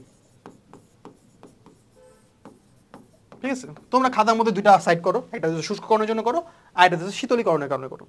তো শুষ্ককরণ মানে কি তুমি বুঝো, আমার তো তুমি ভালো বুঝো। তুমি খাবারকে কি করবা, রোদের মধ্যে রেখে দিবা, খাবারের ভিতর থেকে যত পানি আছে সব পানি বের হয়ে যাবে, খাবারটা শুষ্ক হয়ে যাবে। তো শুষ্ক হলে তোমার কি লাভ হবে, শুষ্ক হলে সেই খাবারের মধ্যে যেহেতু আর পানি নাই, তাহলে ভাইরাস ব্যাকটেরিয়া আসতে পারবে না। যেমন এবার আমি তোমাকে একটা জিনিস বলি, আমি একটু আগে বলছিলাম যে খাবারে পানি থাকলে খাবার অনেক তাড়াতাড়ি নষ্ট হয়, ওইটা একটু তুমি আলোচনা করো, অ্যানালাইসিস করো যে কেন একটা খাবারে পানি থাকলে খাবারটা তাড়াতাড়ি নষ্ট হবে। তুমি একটা জিনিস বলো, তোমার যদি স্যাঁতস্যাঁতে জায়গা ওইটার মধ্যে যাও ভার্সেস তুমি একটা ক্লিন যেখানে কোনো পানি টানি নাই, একবারে নর্মাল একটা জায়গার ওইটার মধ্যে যেখানে ধরো আমরা থাকি ইউজুয়ালি, বা ড্রাই কোনো প্লেসের মধ্যে যাও, যেখানে স্যাঁতস্যাঁতে ওইখানে কিন্তু ভাইরাস ব্যাকটেরিয়া বেশি জন্মাবে। এই জন্য সবসময় দেখবা যে মানে ডাক্তাররা প্রায় বলে স্যাঁতস্যাঁতে পরিবেশে যাবেন না, ওইসব পরিবেশে থাকা যাবে না। কারণ কি, স্যাঁতস্যাঁতে পরিবেশ বা যেখানে একটু পানি পানি ভাব থাকবে সেগুলোর মধ্যে কি ভাইরাস ব্যাকটেরিয়া জন্মানোর জন্য কি বেশি একটা ভালো স্পেস বলতে পারো, একটা ভালো জায়গা বলতে পারো ভাইরাস ব্যাকটেরিয়া জন্মানোর জন্য। অর্থাৎ তুমি খাবার থেকে যখন পানিটাকে বের করে নিয়ে আসবা, তখন সেই খাবারের মধ্যে আর কি হইতে পারবে না, ভাইরাস ব্যাকটেরিয়া জন্মাইতে পারবে না, তোমার খাবারটা কি থাকবে, সংরক্ষিত থাকবে বা খাবারটা ভালো থাকবে। অর্থাৎ এটা কি শুষ্ককরণ। তা শুষ্ককরণ এক্সাম্পল যদি তোমাকে বলি, তুমি 1 নাম্বার একটা জিনিসই বলবা, কি বলবো ভাই, শুটকি, ঠিক আছে। আর 2 নাম্বারে যদি বলি, 2 নাম্বারে কি বলবা, কিচমিচ। আমি আল্লাহর দুনিয়ায় খালি কিচমিচটা কেন জানি খেতে পারি না, কিচমিচটা খেতে গেলে আমার জানি কেমন লাগে। সো শুটকি, এরপর কি কিচমিচ। এইখানে আরেকটা টার্ম আছে, সেটা হচ্ছে একটু মাথায় রেখো, সেটা হচ্ছে পানি সক্রিয়তা। এটা হচ্ছে খ নাম্বারে, তাই বুঝছো, খ নাম্বারে যে পানি সক্রিয়তা ব্যাখ্যা করো, পানি সক্রিয়তা। সো পানি সক্রিয়তা এটার যেই টার্ম দিয়ে বোঝায় সেটা হচ্ছে এ, নিচে হচ্ছে ডাব্লু, ঠিক আছে। তো এ ডাব্লু এটা কি, এটা হচ্ছে একটা অনুপাত। তাই তোমাকে যদি আমি বলি অনুপাত, তো তুমি বলবা যে ভাই এটা কার অনুপাত। তা আমি এটার মধ্যে বলবো সেটা হইতেছে খাদ্যে বিদ্যমান পানি, আর নিচে বসবে হইতেছে পরিবেশে বিদ্যমান জলীয় বাষ্প, এদের যে অনুপাত। যেমন ভাই সিম্পল, তুমি যে খাবারটা আনছো সেই খাবারটার মধ্যে কি থাকতে পারে, পানি থাকতে পারে, এবং তোমার পরিবেশে যে আমরা যেখানে আসছি এখানে অবশ্যই প্রত্যেকটা জায়গায় কি আছে, মানে জলীয় বাষ্প আছে, তাই না? তুমি তো জলীয় বাষ্পহীন কোনো জায়গায় থাকতে পারবে না। তার মানে আমার যে পরিবেশ আছে পরিবেশের মধ্যে কি থাকবে, জলীয় বাষ্প থাকবে। সো এ ডাব্লু বা পানি সক্রিয়তা সেটা কি তোমার একটা অনুপাত, কার অনুপাত, খাদ্যে বিদ্যমান পানি এবং কি পরিবেশে বিদ্যমান জলীয় বাষ্প, এদের একটা অনুপাত, ঠিক আছে। সো এ ডাব্লু যেটা আছে, এ ডাব্লু এর মান তোমার হইতেছে এ ডাব্লু, এটা হইতেছে তোমার 0 থেকে 1 এর মাঝখানে থাকতে পারে, 0 থেকে ছোটও যাবে না, 1 থেকে বেশিও যাবে না। আমি যদি ভাই তোমাকে একটা এমসিকিউ জিজ্ঞেস করি, বলো তো শুটকিতে AW এর অনুপাত কত, বা শুটকিতে AW এর মান কত? একটু ভাবো, নিজেরা ভাবো, একটু এক সেকেন্ড ভাবো। আচ্ছা, শুটকিতে ভাই AW এর মান হইতেছে 0। যারা যারা 0 বলছো থ্যাংক ইউ। সো বিষয়টা কেন? কারণ দেখো শুটকির মধ্যে খাবারে কোনো পানি আছে, খাবারে কোনো পানি নাই, উপরের টার্মটা 0, আর পরিবেশে তোমার তো অবশ্যই একটা পানি আছে।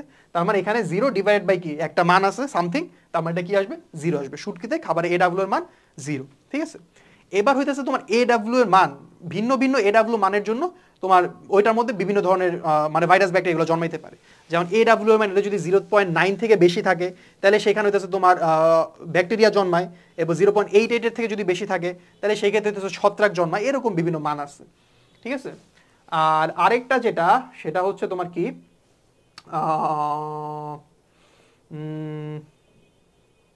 আচ্ছা না এই পর্যন্তই, ঠিক আছে? তো আমরা আবার আসি আমাদের কোন জায়গায়। আচ্ছা আচ্ছা হ্যাঁ মনে পড়ছে যেটা, আচ্ছা এখানে একটা বিষয় থাকে, সেটা হইতেছে কেস হার্ডেনিং, ঠিক আছে? ধরো এখান থেকে শুষ্ককরণ, এটা হইতেছে কেস হার্ডেনিং।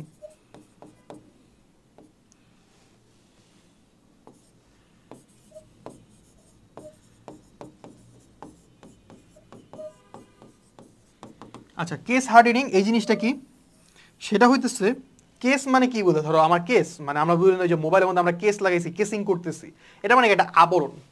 আর হার্ডেনিং, হার্ডেনিং মানে কি শক্ত, মানে তোমার আবরণটা কি হয়ে গেছে? শক্ত হয়ে গেছে। তো যখন তুমি একটা খাবারকে শুষ্ককরণ করবা, তুমি তার থেকে কি করতো? সব পানি বের করে নিয়ে আসতেছো।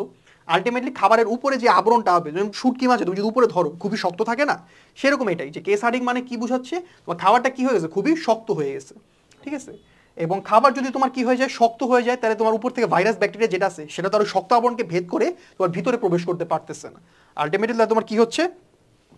খাবারটা সংরক্ষিত থাকছে। আচ্ছা, তো আমরা এবার ওই যে আমাদের পরে যে জিনিসটা আমরা লিখেছিলাম শীতলীকরণ, ঠিক আছে?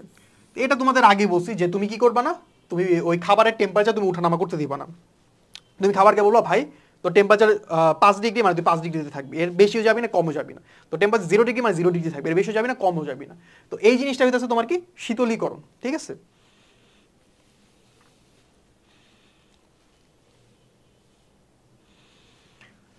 আচ্ছা, তো শীতলীকরণ আমি তোমাকে যদি বলি, তো শীতলীকরণে তুমি বলবা যে আচ্ছা আমি যদি তোমার বলি তোমার বাসায় ফ্রিজ কয়টা আছে, তুমি বলবো যে ভাই 2টা আছে। একটা কি ডিপ ফ্রিজ, আর একটা কি নর্মাল ফ্রিজ। তো একটা তোমার কি, তোমার হইতেছে ফ্রিজিং, আর আরেকটা দ্বারা তোমার কি হবে? তোমার হিমায়ন, ঠিক আছে? তো ফ্রিজিং এর ক্ষেত্রে তোমার যে টেম্পারেচার থাকে সেটা একটু লিখে নাও, এটা হচ্ছে 0 থেকে 4 ডিগ্রি সেলসিয়াস। আর হিমায়ন যেটা, হিমায়নের টেম্পারেচার থাকে -5 থেকে -18 ডিগ্রি সেলসিয়াস, ঠিক আছে? -5 ডিগ্রি থেকে -18 ডিগ্রি সেলসিয়াস, এটা তোমার কি হিমায়নের তাপমাত্রা থাকে। আর ফ্রিজিং এর তাপমাত্রা থাকে 0 থেকে 4 ডিগ্রি সেলসিয়াস। ভাই আমি এগুলো কেন দেখাইতেছি? যে দুইটা কারণ, এক তুমি যেন ক খটা পারো, আর তুমি যেন এমসিকিউ গুলো পারো, ঠিক আছে? কারণ হইতেছে এই চ্যাপ্টার হইতেছে তোমার সাথে ম্যাক্সিমাম মানুষজনই পড়বে না। সো তা হলের মধ্যে যা দেখবা যে কেউ পারতেছে না, সো ওইখানে তুমি একটা সেভিয়ার হিসাবে ওইখানে আসবা, যে যে দেখো এই চ্যাপ্টার এমসিকিউ গুলো আমি পারতেছি। ওকে, তো এগুলো আমরা পড়লাম। তো আমি যদি আরেকবার রিভিউ দিই, আমরা খাবার সংরক্ষণের পদ্ধতি দেখলাম, দুইটা পদ্ধতি, একটা শুষ্ককরণ, একটা শীতলীকরণ। শুষ্ককরণ মানে কি? তুমি খাবারকে কি করতেছো? সূর্যের মধ্যে রাখছো, তো খাবারতে যত পানি আছে সব পানি বের হয়ে গেছে, এটাই কি তোমার শুষ্ককরণ। তো শুষ্ককরণ মাধ্যমে তুমি কাকে সংরক্ষণ করো? শুটকি করতে পারো, কিচমিচ করতে পারো।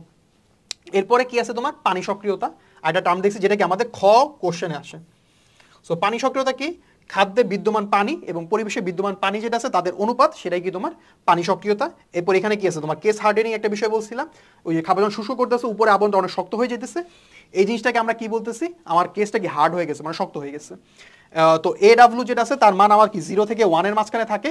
তো এরপর আমরা দেখছি কি শীতলীকরণ দেখলাম, শীতলীকরণ দুইটা আছে, ফ্রিজিং আছে আর হিমায়ন আছে। ফ্রিজিং হইতেছে 0 থেকে 4 ডিগ্রি সেলসিয়াস, হিমায়ন কি -5 থেকে -18 ডিগ্রি সেলসিয়াস। আর আরেকটা জিনিস আছে যেটা এখানে, সেটা খাদ্য কৌটাজাতকরণে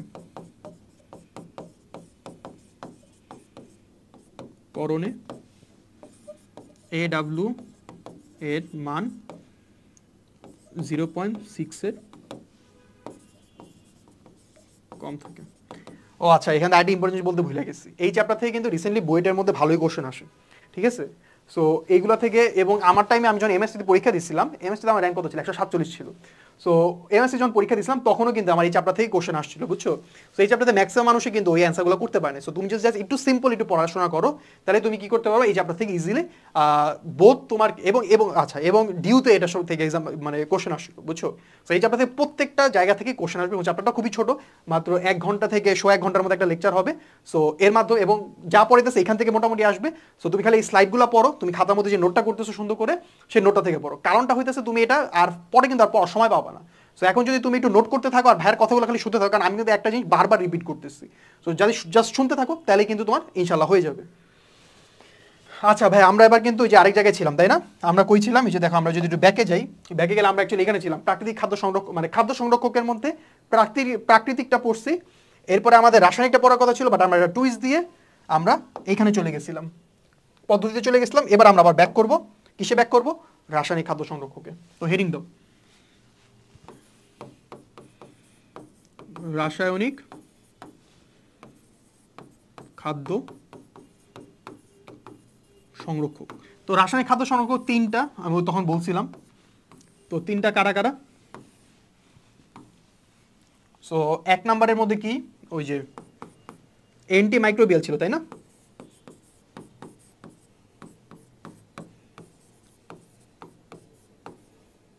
অ্যান্টি মাইক্রোবিয়াল, ঠিক আছে। এরপর এখানে কি ছিল তোমার? Anti oxidant, anti oxidant. এরপর এখানে কে?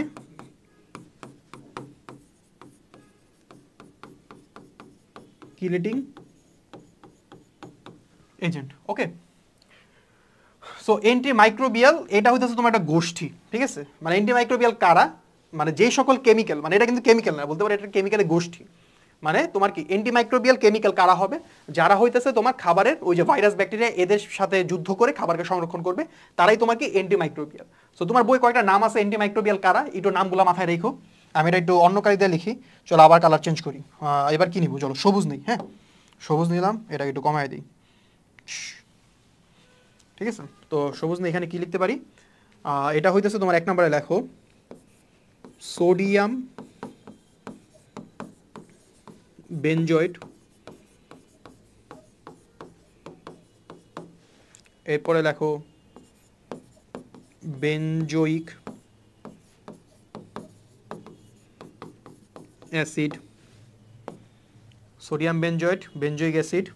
এরপর কি লেখো? পটাশিয়াম সরবেট লেখো,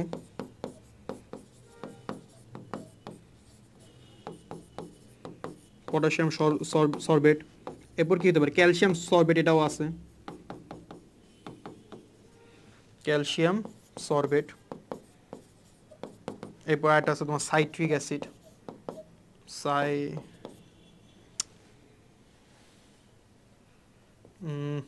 এই দেখছো খালি এগুলো চলে যায়, সরবেট। আর এটা কি ছিল জানি তোমার? সাইট্রিক অ্যাসিড, তাই না? সাইট্রিক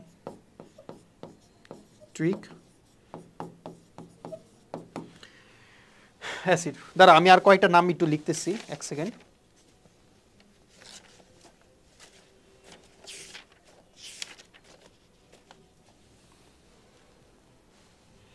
আরেকটা তোমার কি নাইট্রেট ও নাইট্রাইট লবণ। আর লাস্টে একটা আছে সালফাইড, সালফাইড আর কি সালফার ডাইঅক্সাইড গ্যাস, ঠিক আছে। এই কয়েকটা যারা লিখলাম তারা তোমার কি অ্যান্টিমাইক্রোবিয়াল, ওকে অ্যান্টিমাইক্রোবিয়াল। তো এরপর আমার কি অ্যান্টি অক্সিডেন্ট পড়া লাগবে। সো অ্যান্টি অক্সিডেন্ট যে আমি পড়বো, অ্যান্টি অক্সিডেন্ট আসলে 2 ধরনের হতে পারে, ঠিক আছে। এটার মধ্যে 2টা ক্লাসিফিকেশন আছে, একটা এদিক একটা এদিক দিলাম। আর এটাকে ছোট করে দিই কারণ এটা এত বেশি কিছু নাই কিলেটিং এজেন্টে, ঠিক আছে। এটা একটু ছোট করে দিই, আই যাও দূরে যাও, কিলেটিং এজেন্ট, ওকে। আচ্ছা, সো অ্যান্টি অক্সিডেন্টের মধ্যে আমার 2 ধরনের হইতে পারে। একটা হইতে পারে আমার কি মুক্তমূলক শোষণকারী, মুক্তমূলক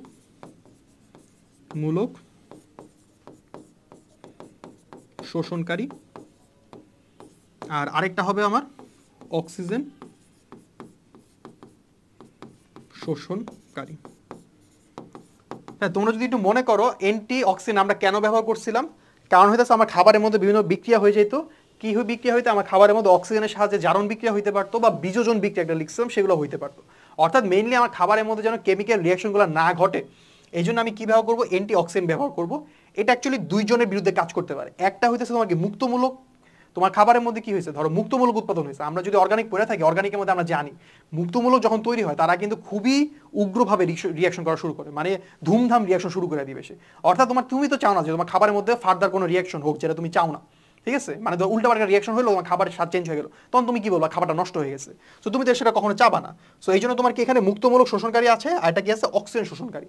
তো মুক্তমূলক শোষণকারী এইটা কারা, সো এটা একটু ইম্পর্টেন্ট আছে, বুঝছো, মানে ইম্পর্টেন্ট মানে খুবই ইম্পর্টেন্ট এটা, যে মুক্তমূলক শোষণকারীটা মানে এক্সাম্পলগুলো আর কি, ঠিক আছে। এক্সাম্পল হচ্ছে তোমার, আচ্ছা না এটা তো উল্টাপাল্টা কালি, এটা আমরা আবার কই, আমরা আবার আমাদের সাদা কালিতে ব্যাক করি, ঠিক আছে, সাদা কালিতে ব্যাক করি, ইরেজার নেই, এটা মুছে দিই, ঠিক আছে।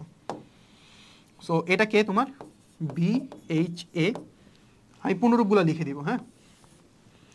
এটা হইতেছে বিউটাইলেটেড, ভাই একটু সাথে সাথে তুইলো, বুঝছো, নাইলে দেখবার কিছুই হবে না, সাথে সাথে তুইলো। 1 ঘন্টা যে ক্লাসটা করতেছে এটা একজন একবারে উর্দিট হয়ে যায়, ঠিক আছে। বিউটাইলেটেড হাইড্রোক্সি অ্যানিসল, এরপর কি আছে তোমার BHT, সেটা হইতেছে বিউটাইলেটেড হাইড্রোক্সি, টি মানে কি টলুইন। এরপরে হচ্ছে তোমার TBHQ, টারশিয়ারি বিউটাইল হাইড্রোকুইনোন। আর লাস্টে হচ্ছে তোমার প্রোপাইল গ্যালেট।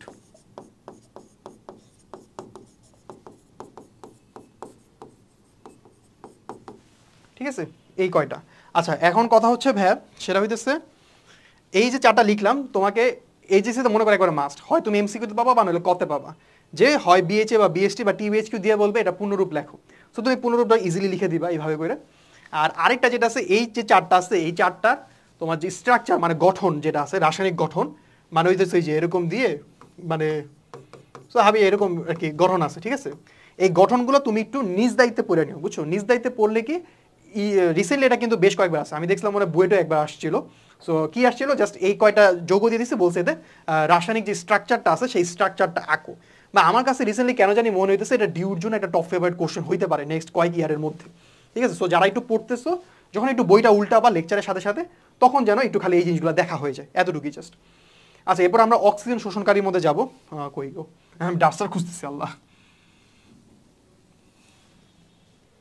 আচ্ছা এরপর আরেকটা কি ছিল আমার অক্সিজেন শোষণকারী। তো অক্সিজেন শোষণকারী এটা আবার সিম্পল, সেটা হইতেছে ভিটামিন সি। আরে কি লিখলাম,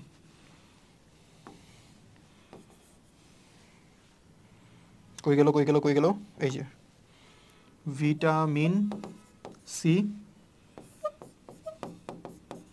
পর ভিটামিন ই, ঠিক আছে। ভিটামিন সি এর একটা নিকনেম আছে, সেটা মনে হয় অ্যাসকর্বিক অ্যাসিড, ঠিক আছে, অ্যাসকর্বিক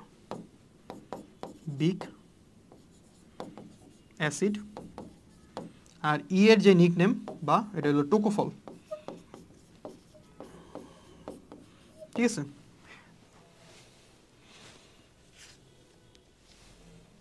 আচ্ছা আর দুইটা আছে, সেটা হচ্ছে বিটা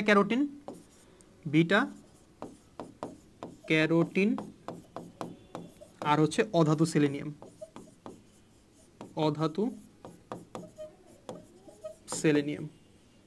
আর কই গেল, ওহো,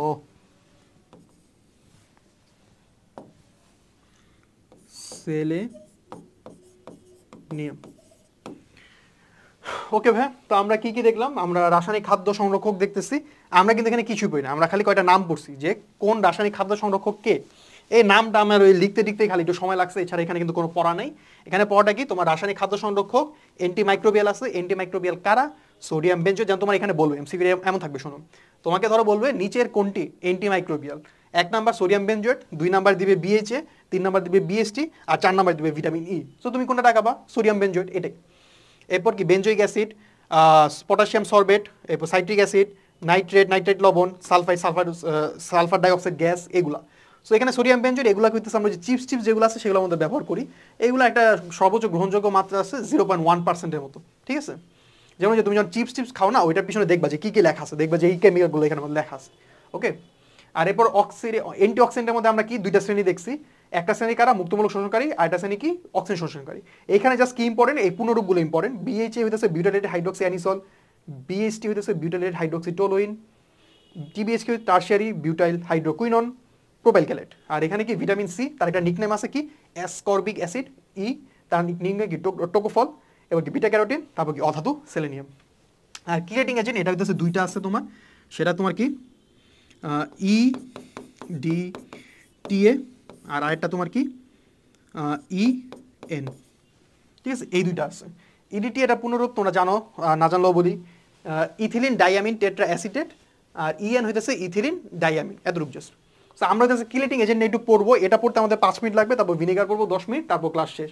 আমি খুবই সরি যে আমি ফুল 1 ঘন্টার মধ্যে শেষ করতে পারি নাই, একটু 10-15 মিনিট আর এক্সট্রা লাগবে, ঠিক আছে? একটু অ্যাডজাস্ট করে নাও, ওকে? Thank you. সো আসো এরপরে, আচ্ছা, সো আমরা কিলেটিং এজেন্ট পড়বো, তাই না? কিলেটিং এজেন্ট, সো একটু মনে করো তো ভাই, কিলেটিং এজেন্ট আমরা কাদের বিরুদ্ধে ব্যবহার করছিলাম? ওই যে ধাতুগুলা সে যেন খাবারকে নষ্ট করতে না পারে, তাদের এগেনস্টে। আচ্ছা, এখন তোমার জানি তোমাদের মাথায় অনেক প্রশ্ন আছে, ভাই ধাতুতে সমস্যা কি? আচ্ছা, একটা জিনিস শোনো ভাই, ধাতু, আমি যদি তোমাকে ভাই বলি যে ধাতু সংজ্ঞা দাও আমাকে, তুমি আমাকে ফার্স্ট সঙ্গে এটাই বলবা যে ধাতু মানে হইতেছে যারা খুবই সক্রিয়, মানে ধাতু হওয়ার জন্য তার ফার্স্ট ক্রাইটেরিয়া হচ্ছে ধাতুগুলোকে আমার খুবই সক্রিয় হয়। এবার তুমি দেখো, তুমি যখন যে খাবারটা, আমরা যে খাবারগুলো খাই, ওই খাবারগুলোর মধ্যে কিন্তু অনেক ধরনের ধাতু থাকে। যেমন তোমাকে প্রায় ধরো আন্টি বলে থাকবে কিন্তু যে এই খাবারটা খা, এই খাবারের মধ্যে ক্যালসিয়াম আছে, এই খাবারটা খা, এটার মধ্যে সোডিয়াম আছে, এরকম বিভিন্ন জিনিস আছে। অর্থাৎ আমার যে খাবারটা আছে সেই খাবারটার মধ্যে আমার অনেক ধরনের ধাতু থাকে। এখন এবং আমরা এটাও জানি আমার ধাতু কি হইতে পারে, অনেক বেশি সক্রিয় থাকে সবসময়। সো তুমি খাবারের মধ্যে তোমার ধাতু আছে, সে যদি বাইরের কারোর সাথে ধূপধাপ রিয়াকশন করা শুরু করে দেয়, তাহলে তোমার খাবারটা ঠিক থাকলো না, তাই না? কারণ আমরা জানি খাবারের মধ্যে যখন বাইরে থেকে ফার্দার কোনো যখন রিয়াকশন হবে, তখন সে আমার খাবারটা কি হবে, নষ্ট একটা খাবারে পরিণত হবে। তার মানে আমার ধাতুর কাছের সাথে এমন কিছু করা লাগবে যেন আমার এই ধাতুটা কি করতে না পারে, আমার ধাতুটা যেন ওই কাজগুলো না করতে পারে, মানে একটা ফার্দার রিয়াকশন যেন না করতে পারে। তার মানে আমার ধাতুটাকে আমি যদি কোনো মধ্যে ট্র্যাপ করে ফেলতে পারি বা কোনো মধ্যে যদি আটকে ধরতে পারি, তাহলে আলটিমেটলি কি হবে, আমার খাবারটা সংরক্ষণ হবে। তা আমি কার মাধ্যমে আমার ধাতুটাকে আটকায় ধরবো, সেটা হচ্ছে কিলেটিং এজেন্টের কারণে। আমি জানি তোমাদের ফার্স্টে ভাই নাম শুনে তো কেমন উইয়ার্ড লাগতেছে, নামটা কেন কিলেটিং এজেন্ট এটাও তোমাদেরকে বুঝাই দেবো ইনশাআল্লাহ। আচ্ছা, সো কিলেটিং এজেন্ট পড়বো, তাই না? সো চলো, কিলেটিং এজেন্ট পড়ার আগে আমরা একটা সিম্পল জিনিস পড়ে আসি, সেটা হচ্ছে কি সন্নিবেশ সমযোজী বন্ধন।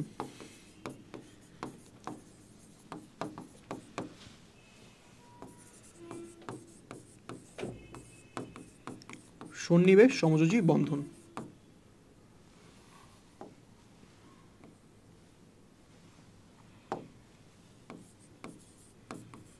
আচ্ছা, তো সন্নিবেশ সমযোজী বন্ধন এটা তোমরা চ্যাপ্টার 3-তে পড়ছো, আমি আরেকবার একটু রিভিউ দেই।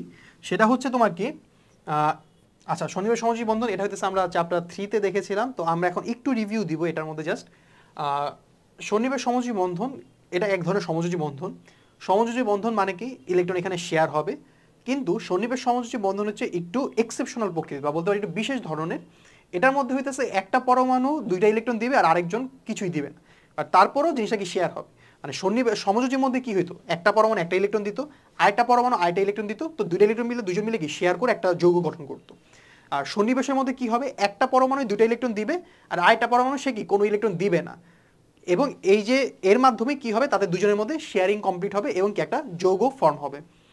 আচ্ছা, তো সন্নিবেশ তাহলে আমরা বুঝতে পারতেছি এখানে একটা কিসের সম্পর্ক থাকবে, যারা ইলেকট্রন দিবে মানে একটা দাতা সম্পর্ক থাকবে, আর যারা ইলেকট্রন নিবে মানে কি একটা গ্রহিতা একটা সম্পর্ক থাকবে, তাই না? তো এবার ভাই তুমি আমাকে বলো যে কারা ইলেকট্রন দিতে পারবে, অবশ্যই যাদের কি ইলেকট্রন বেশি আছে, তার মানে দাতা কারা হইতে পারবে, ইলেকট্রন বেশি।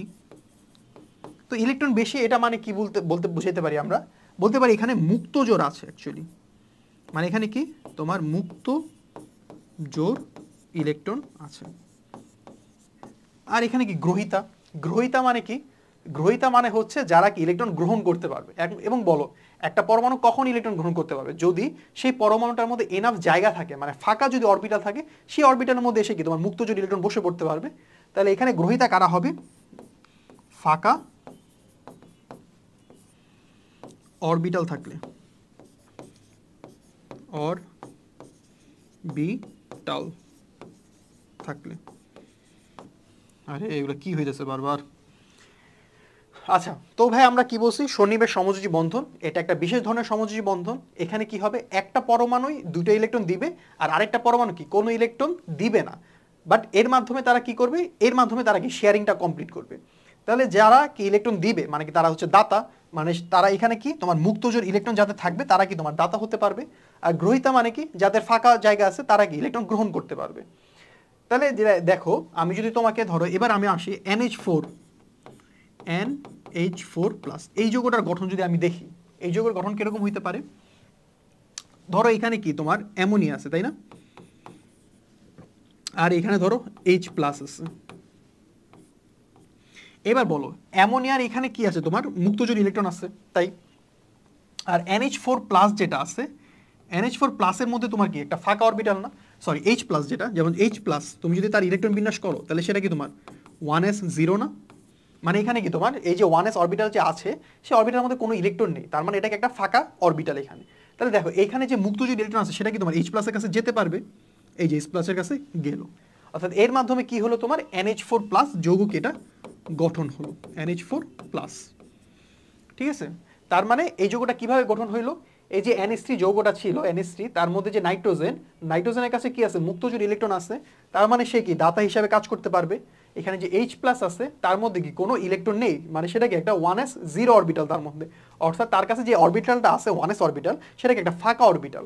এই জন্য এখানে যে দুইটা ইলেকট্রন আছে সে কি করতে পারছে? সেই ইলেকট্রনটা এখানে দিতে পারছে, অর্থাৎ এর মাধ্যমে কি হলো? এই যে এইভাবে গেল, তার মানে কি এই দুইটা ইলেকট্রন এই ফাঁকা অরবিটালের মধ্যে গিয়েছে, এর মাধ্যমে এখানে কি শেয়ারিংটা কমপ্লিট হয়েছে, অর্থাৎ এটা কি হলো? তোমার NH4+ এই যৌগটা এখানে কি গঠিত হলো।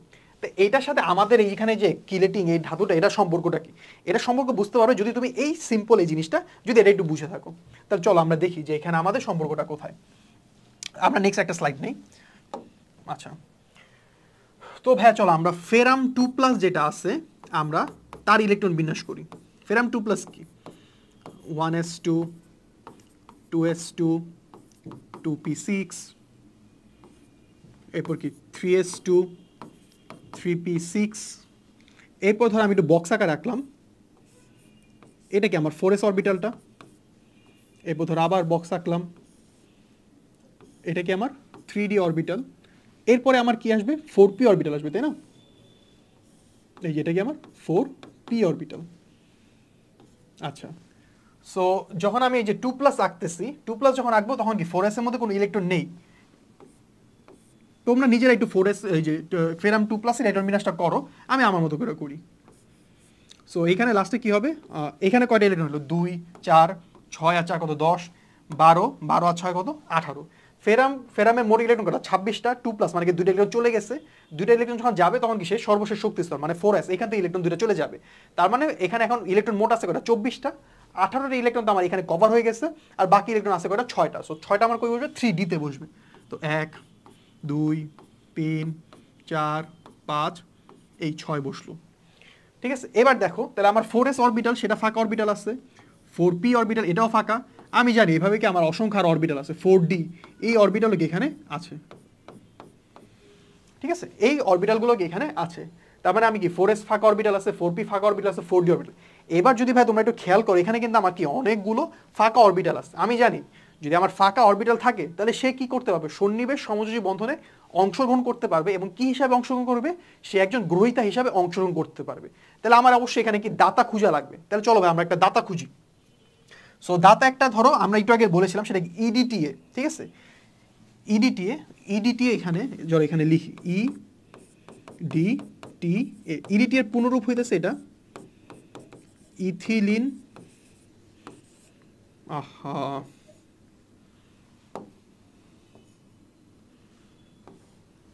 এমন কেন হইতেছে?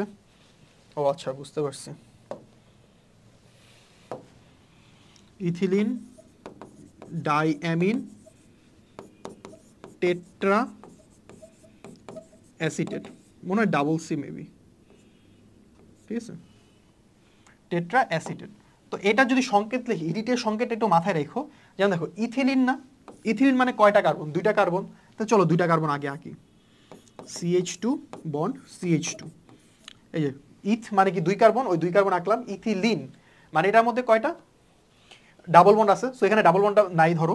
তো এইভাবে করে এটা হইতেছে তো আমার কি নর্মাল ইথিলিন যৌগটা, হ্যাঁ 2টা কার্বন আছে, সো ইথিলিন।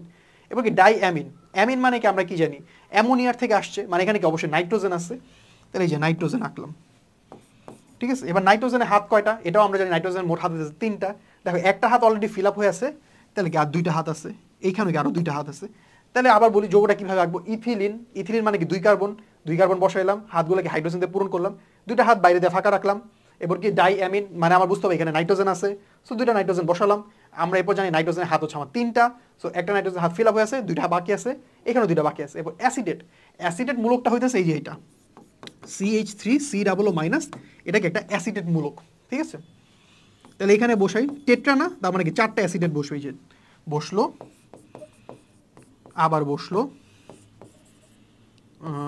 আবার বসলো, ঠিক আছে, এই যে অ্যাসিডেট বসলো, এখানে 2টা, এখানে 2টা। তাহলে ভাই দেখো আমাদের যে ফাঁকা অরবিটাল থাকার কথা ছিল, যে ফাঁকা অরবিটাল আমরা পেয়ে গেছি না, এবং একই সাথে আমার কি এখন থাকা লাগবে, এটা কি আমার তাহলে গ্রহিতা হিসাবে সে কাজ করতে পারবে ফেরাম 2+। তাহলে এখন আমার কি দাতা খুঁজা লাগবে, তাহলে দেখো এখানে আমি দাতাও পেয়ে গেছি। নাইট্রোজেন তার কাছে মুক্তজোর আছে, মুক্তজোর আছে, এই দেখো CH3C+, এখানে একটা ইলেকট্রন বেশি আছে না, যদি কারো কাছে অ্যানায়ন থাকে তাহলে সেও কি করতে পারবে, ইলেকট্রন ডোনেটিং অর্থাৎ ইলেকট্রন দাতার মধ্যে সে পার্টিসিপেট করতে পারবে। তাহলে এখানে কি 1টা 2টা 4টা অ্যাসিডের থেকে 4টা, 1টা 2টা 3টা 4টা আর 2টা মুক্তজোর 3 5টা 6টা। তাহলে এই 6 জন কি করতে পারবে, ইলেকট্রন সে কি ডোনেট করতে পারবে।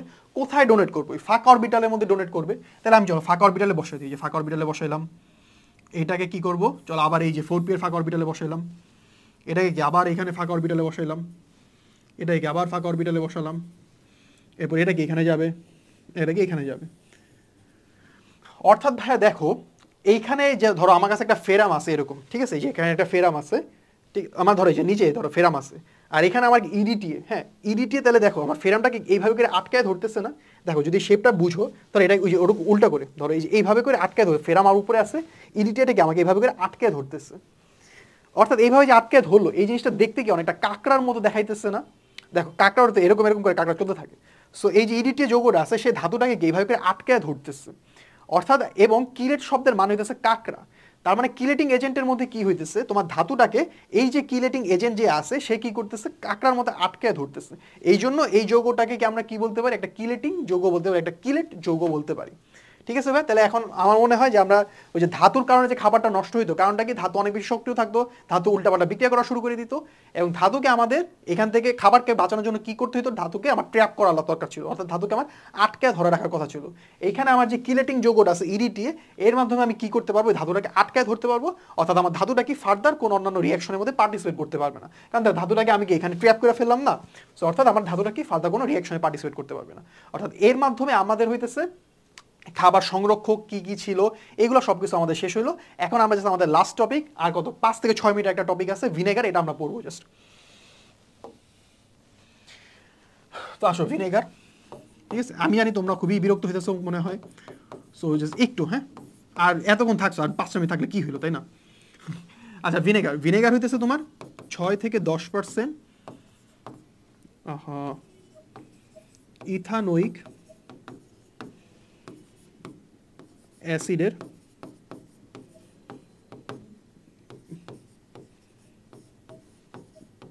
জলীয় দ্রবণ। আচ্ছা সো ভিনেগারটা কি, ভিনেগার হচ্ছে তোমার 6 থেকে 10% ইথানোয়িক অ্যাসিডের একটা জলীয় দ্রবণ, সেটাই কি তোমার ভিনেগার। তো ইথানোয়িক অ্যাসিডকে যদি আমি লিখি, তার মানে আমার CH3COOH, এটা কি আমার হচ্ছে ইথানোয়িক অ্যাসিড মানে ভিনেগার। সো এখন আমি তোমাকে যদি বলি ভাই এটা তুমি তৈরি করো, তা তুমি বললো ভাই আমি তো অর্গানিকের মধ্যে পড়ে আসছি, আমি তো ইজিলি এটা তৈরি করতে পারবো। তো তুমি কি করলাম, তুমি হচ্ছে যে CH2 ডাবল বন্ড CH2, এটার মধ্যে কি করলা, তুমি এটার মধ্যে পানি ঢেলে দিছো। তো তুমি এখানে জানো এখান থেকে তুমি যদি পানি ঢেলে দাও, তাহলে তুমি এখান থেকে কি CH3CH2OH এটা পেয়ে যাবা। এরপর তুমি কি করলে, এটার মধ্যে আবার করে কি করছো, এর মধ্যে অক্সিজেন জারণ করে দিছো অক্সিজেন দিয়ে, তাহলে তুমি এখান থেকে কী পাবা, ইথানোয়িক অ্যাসিড পাবা। ঠিক আছে, তুমি এভাবে করে কি করছো, এই বিক্রিয়াটা সম্পাদন করে ইথানোয়িক অ্যাসিড নিয়ে ভিনেগার তৈরি করে ফেলছো। এবার এখানে যে সমস্যাটা, সেই সমস্যাটা হইতেছে ভাই, তুমি অলরেডি অর্গানিক কেমিস্ট্রি পড়ছো, তুমি সেখানে জানো যে তুমি যদি কোনো একটা বিক্রিয়া ঘটাও, তুমি ফুললি শিওর হবা না ওইখানে কি ওই উৎপাদটা বাদে, মানে তোমার কাঙ্ক্ষিত উৎপাদ বাদে অন্য কোনো যৌগ সেখানে আছে নাকি নাই।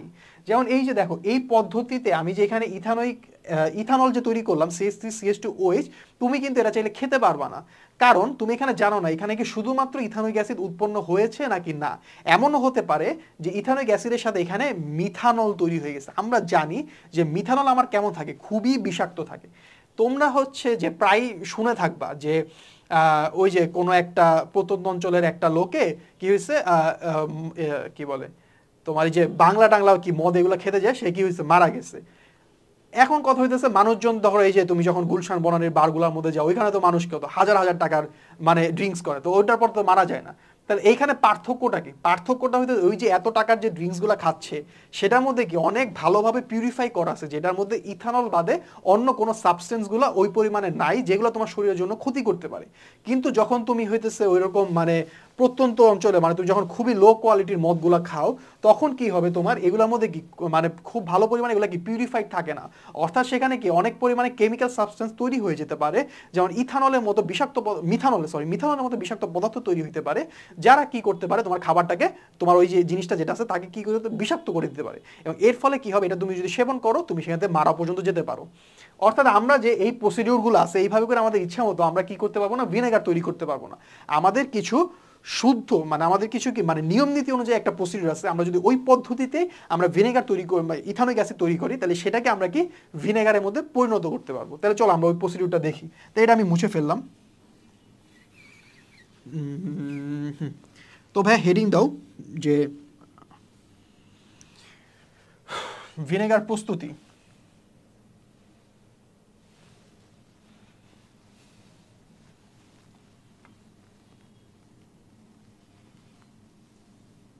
আচ্ছা,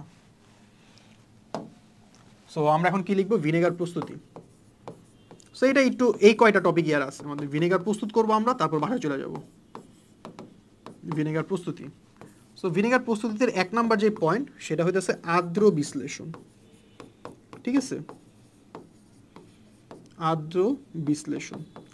তো আর্দ্র বিশ্লেষণটা কার, প্রথমে তুমি কি করবা, চিনি নিবা C12H22O11, এরপর এটাকে কি করবা, তুমি পানির মাঝখানে দিবা, দিলে তুমি এখান থেকে কি পাবা, C6H12O6 প্লাস C6H12O, দাঁড়াও, C6H12O6। ঠিক আছে, এটা কি, এটা হচ্ছে তোমার চিনি। ঠিক আছে, চিনি বলতে পারো বা হচ্ছে সুক্রোজ যেটা আছে সেটাও বলতে পারো। এখানে তোমার কি করা লাগবে, এটা এনজাইম ব্যবহার করা লাগবে। সেই এনজাইমটা তোমার কি, ইনভার্টেজ এনজাইম, এবং সেই টেম্পারেচারও তোমার দেওয়া লাগবে 37°C।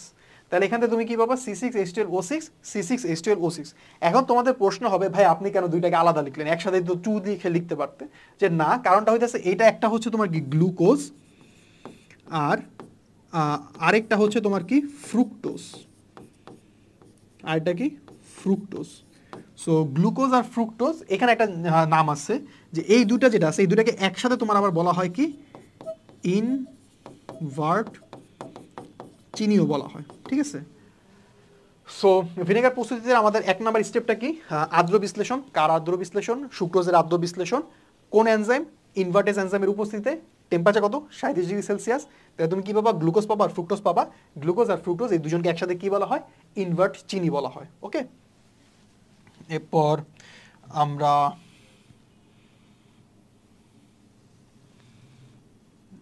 আচ্ছা, সো এরপরে আমাদের যে 2 নাম্বার স্টেপ, সো 2 নাম্বার স্টেপটা কি হবে, ফার্মেন্টেশন বা গাজন। ফার্মেন্টেশন বা গাজন। ঠিক আছে, সেটা হচ্ছে তুমি এবার ওই যে গ্লুকোজটাকে নাও, যে গ্লুকোজটা তুমি তৈরি করলে মাত্র C6H12O6, এটাকে নাও। এটাকে নিয়ে কি করো, এটার মধ্যে তুমি অক্সিজেন দিয়ে দাও, এরপর তুমি অবশ্যই উপরে এনজাইম দেওয়া লাগবে একটা, জাইমেজ। আর হচ্ছে এখানে তুমি টেম্পারেচার যেটা দিবা, ওহো সরি, টেম্পারেচার, সেই টেম্পারেচারটা কত দিবা তুমি? 20 থেকে 24 ডিগ্রি সেলসিয়াস। ধরো এক সেকেন্ড আমি একটু দেখি। হ্যাঁ, একবারে পারফেক্ট, 20 থেকে 24 ডিগ্রি সেলসিয়াস। এটা তুমি যদি দাও তাহলে এখানে কি পাবা? CH3 CH2 OH, আর সাথে কি পাবা? কার্বন ডাইঅক্সাইড পাবা। ঠিক আছে, CH3 CH2 OH আর সাথে কি? Carbon dioxide. তাহলে এটা কি তোমার 2 নাম্বার স্টেপ। 2 নাম্বার স্টেপ কি? ফার্মেন্টেশন। সেটার মধ্যে কি করে তুমি গ্লুকোজ নিবা, অক্সিজেন দিবা, জাইমেস এনজাইম দিবা, 20 থেকে 24 ডিগ্রি সেলসিয়াস তাপমাত্রা দিবা, তারপর এখানে কি CH3 CH2 OH plus carbon dioxide পাবা। এই যে এখানে তুমি যেটা তৈরি করলা, এটা হইতেছে তোমার কি বিয়ার ব্যবহার করা হয়। ঠিক আছে, বিয়ারের মধ্যে এটা ব্যবহার করা হয়। আচ্ছা, সো এরপরে আমাদের হইতেছে লাস্ট স্টেপ। সো লাস্ট স্টেপটা কি? 3 নাম্বার স্টেপ। 3 নাম্বার স্টেপ হইতেছে ওই যে ইথানলের জারণ। ইথানলের জারণ। সো ইথানলটা কই আমার? ওই যে এখানে CH3 CH2 OH। এটার মধ্যে তুমি কি দিবা? অ্যাসিটোব্যাক্টর দিবা। অ্যাসিটোব্যাক্টর। এবং টেম্পারেচার এখানে ওই সেম 37 ডিগ্রি সেলসিয়াস। সরি, এখানে 35 ডিগ্রি সেলসিয়াস দেওয়া হয়েছে। আচ্ছা, ওটা সমস্যা নেই, 37 35 তো একই প্রায়। আরে কি করলাম, 35 ডিগ্রি সেলসিয়াস। সো এর মাধ্যমে তোমার এখানে কি উৎপন্ন হবে? তুমি যেটা এতক্ষণ ধরে চাইতেছিলা, CH3 COOH প্লাস পানি। এই যে যেটা তৈরি হইলো, তুমি যদি তার কি করো, 6 থেকে 10% একটা জলীয় দ্রবণ নাও, তাহলেই তোমার কি কাঙ্ক্ষিত যে ভিনেগার আছে সেই জিনিসটা প্রস্তুত হয়ে যাবে। তো আমি আরেকবার ছোট করে বলি, ভিনেগারটা কি? 6 থেকে 10% ইথানোইক অ্যাসিড একটা জলীয় দ্রবণ। ইথানোইক অ্যাসিড মানে কি? যে এটা হইতেছে তোমার ইথানোইক অ্যাসিড। ঠিক আছে, এটা তোমার প্রস্তুত করা লাগবে। সো তোমার কি এই প্রসিডিউর অনুযায়ী প্রস্তুত করা লাগবে। খুবই সিম্পল, খুবই সিম্পল প্রস্তুতি। 1 নাম্বার কি? আদ্য বিশ্লেষণ। আদ্য বিশ্লেষণ কি? চিনি মানে C12H22O11, এটাকে কি পানির মধ্যে দিতে হবে। এরপর কি ইনভার্টেজ এনজাইম দিবা তুমি 37 ডিগ্রি সেলসিয়াস, তাহলে তুমি কি গ্লুকোজ আর ফ্রুক্টোজ পাবে। গ্লুকোজ আর ফ্রুক্টোজকে একসাথে আমার কি বলা হয়? ইনভার্ট চিনি বলা হয়। কি ব্যাপার, এই যে দেখছো এগুলোর মধ্যে কই চলে যায়? এটা কি কার্বন ডাইঅক্সাইড ছিল, আর এটা কি ছিল? ইনভার্ট চিনি ছিল। এই দুটো একসাথে, তাই না? হ্যাঁ, ইনভার্ট চিনি ছিল। আচ্ছা, সো এরপরে আমার কি করা হবে? 2 নাম্বার স্টেপ, ফার্মেন্টেশন বা গাজন। এখানে আমার গ্লুকোজ আছে, তাকে আমার কি জাইমেজ এনজাইম দিব, তাহলে এখানে কি আমার ইথানল আর কার্বন ডাইঅক্সাইড হবে। এরপর ইথানল যেটা আছে তাকে মধ্যে আমি অ্যাসিটোব্যাক্টর দিব, CH3 COOH আর পানি তৈরি হবে। এই যে CH3 COOH আছে তার 6 থেকে 10% জলীয় দ্রবণ যেটা, সেটাই হচ্ছে আমার ইথানোইক অ্যাসিড তথা হচ্ছে ভিনেগার। ঠিক আছে, আচ্ছা, সো এটা আমাদের শেষ হলো। এবার আমাদের লাস্ট খালি একটা টপিক আছে, সেটা হইতেছে লেখো ভিনেগারের ক্রিয়া কৌশল। সো এটা কি? সো এখানে তোমার কি CH3 এটা খুবই সিম্পল, এর মানে এটা পড়ানোর মধ্যেও কিছু না। এটা কি CH3 COO minus plus H plus. তুমি এটা বিক্রিয়া জানো, এই বিক্রিয়া এমন না যে তুমি জানো, এই বিক্রিয়া তুমি জানো। CH3 COOH আছে, CH3 COO মাইনাস হবে, H প্লাস তৈরি হবে। এবং এখানে যে H প্লাসটা আছে, তোমার খাবারের মধ্যে তোমার যে জীবাণু আছে, সেই জীবাণুর সাথে যা যুদ্ধ করে তোমার এখানে কি করবে? মৃত জীবাণু তৈরি করবে। তাহলে তোমার জীবাণু মারা গেছে, খাবার ঠিক আছে। ওকে, সো ভিনেগারের কার্যকৌশল এটা লিখতে দিবে তোমাকে। ফার্স্টে লিখবা কি ভিনেগার কাকে বলে, এইসব লিখবা। এরপর হইতেছে তুমি ভিনেগারের কার্যকৌশল শুরু করবে। এখানে CH থাকে, সেটা বিয়োজিত হয় এবং এটাকে একটা উভমুখী বিক্রিয়ার মাধ্যমে বিয়োজিত হবে, কারণ এটা একটা দুর্বল অ্যাসিড। আর এটার পিএইচটা কত? পিএইচ হচ্ছে 4.74। সো এটা কি CH3 মাইনাস আর H প্লাস তৈরি করবে। এখানে যে H প্লাস আছে সেটা জীবাণুর সাথে বিক্রিয়া করবে, করে মৃত জীবাণুতে পরিণত করবে। এর মাধ্যমে তোমার খাবারটা কি থাকবে? সংরক্ষিত থাকবে। এরপর আরেকটা জিনিস দেয়, সেটা হচ্ছে ভিনেগারের ব্যবহার।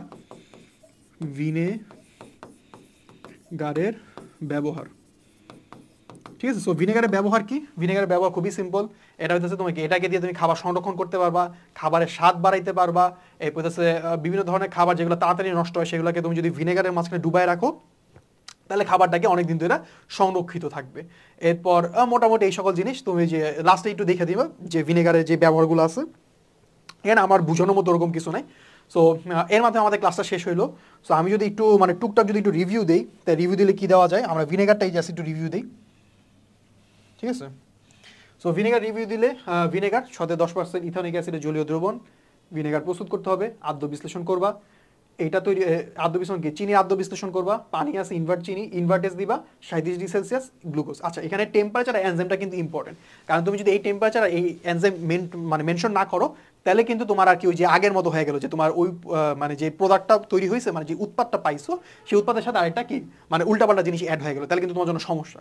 এই জন্য তোমাকে এই টেম্পারেচার আর যে এনজাইম, সেই এনজাইমটা তোমার কি করা লাগবে, নিশ্চিত করা লাগবে, ওকে? আর এরপর কি তোমার ফার্মেন্টেশন বা গাজন, সেটার মধ্যে কি তোমার গ্লুকোজ নিছো, গ্লুকোজকে জারিত করছো জাইমেজের উপস্থিতিতে 20 থেকে 24 ডিগ্রি, এরপর এখান থেকে কি পাইছো, ইথানল পাইলা আর কার্বন ডাইঅক্সাইড পাইছো। ইথানলকে তুমি আবার কি করবে, অ্যাসিডোব্যাক্টর দিবা, এই ব্যাকটেরিয়ার সাহায্যে 35°C দিবা, আর এখানে কি জারণ হবে, সাথে অক্সিজেন দিতেও পারো, সমস্যা নাই।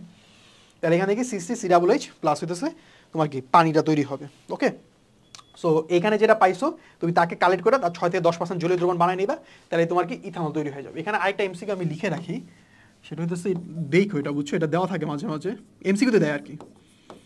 সো ইস্ট এর লিখে রাখো তোমরা একটু, ইস্টের বৃদ্ধির জন্য অ্যামোনিয়াম সালফেট এবং অ্যামোনিয়াম ফসফেট ব্যবহৃত হয়, ঠিক আছে? একটু রেখা দাও, যে কোনো মুহূর্তে দেখবে কাজে লেগে পড়ছে।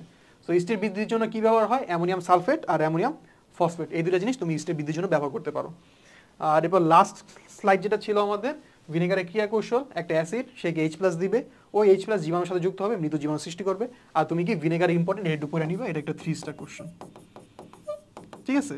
তো আমার মনে হয় না যে তোমার ক খ এমসিকিউ থেকে শুরু করে তোমার গ ঘ এই পর্যন্ত কোনো ভুল যাবে। সো গতে কি দিবে একবারে কোশ্চেন আউট করে দেই, গতে তোমাকে দিবে হইতেছে ভিনেগারের দিবে প্রস্তুতি ব্যাখ্যা করো। সো একটু আগে আমরা যে প্রস্তুতি দেখলাম ওটা ব্যাখ্যা করবা। আর ঘতে ইদার দিতে পারে ভিনেগারের ক্রিয়া কৌশল লেখো, অথবা দিতে পারে হইতেছে ভিনেগারের ব্যবহার লেখো। সো তুমি যদি এই অধ্যায় থেকে সিকিউ মিস করো, এটা তোমার জন্য খুবই বড় ব্যর্থতা হবে। সো আশা করি যে এটা দিবা, এটা অ্যান্সার করবা। আর মেইনলি হইতেছে এটা একটা থিওরিটিক্যাল কোশ্চেন, তো সো তোমাকে মানে 10-এ 10 তোমাকে নাও দিতে পারে, তবে তোমাকে 9 বা 8 এটার নিচে কখনোই দিবে না, এটা তোকে আশা করা যায়। সো তুমি একটা ম্যাথ খুবই ভয় ভয় অ্যান্সার করতেছো, এর থেকে বেশি ভালো তুমি কি একটা থিওরি পার্ট অ্যান্সার করে ফেলো, তাহলে তোমার জন্য কি সুবিধা হবে। কারণ যেমন আমি যদি আমার এইচএসসির পার্টটা যদি একটু বলি, যেমন আমাদের টাইমে একটা কোশ্চেন আসছিল, মানে একটা ম্যাথমেটিক্যাল কোশ্চেন ছিল। সো ওইটা নিয়ে আমাদের মাঝখানে ভালো একটু মানে ডিলেমা ছিল আর কি, এটা অ্যান্সার করবো নাকি করবো না। সো অনেকে আর কি এই কোশ্চেনটা অ্যান্সার করছিল, সো তারা একটু ভয় ভয়ে অ্যান্সার করছিল। বাট আমরা কয়েকজন হইতেছে ভিনেগার অ্যান্সার করছিলাম, আমরা জানতাম যে আমাদের যদি কাটেও নাম্বার, তা সর্বোচ্চ কি 1 নাম্বার কাটবে। সো 1 নাম্বার কাটা ভার্সেস আমার হইতেছে একটা মেন্টাল পিস, দুইটা কিন্তু খুবই গুরুত্বপূর্ণ জিনিস। সো আমি বললাম যে আচ্ছা ঠিক আছে, আমার কাটলো তো 1 নাম্বার কাটবে, এর বেশি তো কখনো কাটবে না। আবার এমন হইতে পারে আমাকে ফুল নাম্বারও দিয়ে দিতে পারে। সো আমরা কি করছি, ওই ম্যাথটাকে ড্রপ করে আমরা ফুল এই কোশ্চেনটা এই সেটটা অ্যান্সার করছিলাম। সো এটা আমাদের জন্য খুবই মানে বেনিফিশিয়াল ছিল। সো এখন দেখো তোমাদের জন্য যেটা ভালো হয়, অবশ্যই তোমরা হইতেছে ভালোভাবে পড়ো, তোমাদের জন্য সবসময় শুভকামনা, আমার জন্য দোয়া রেখো। Thank you.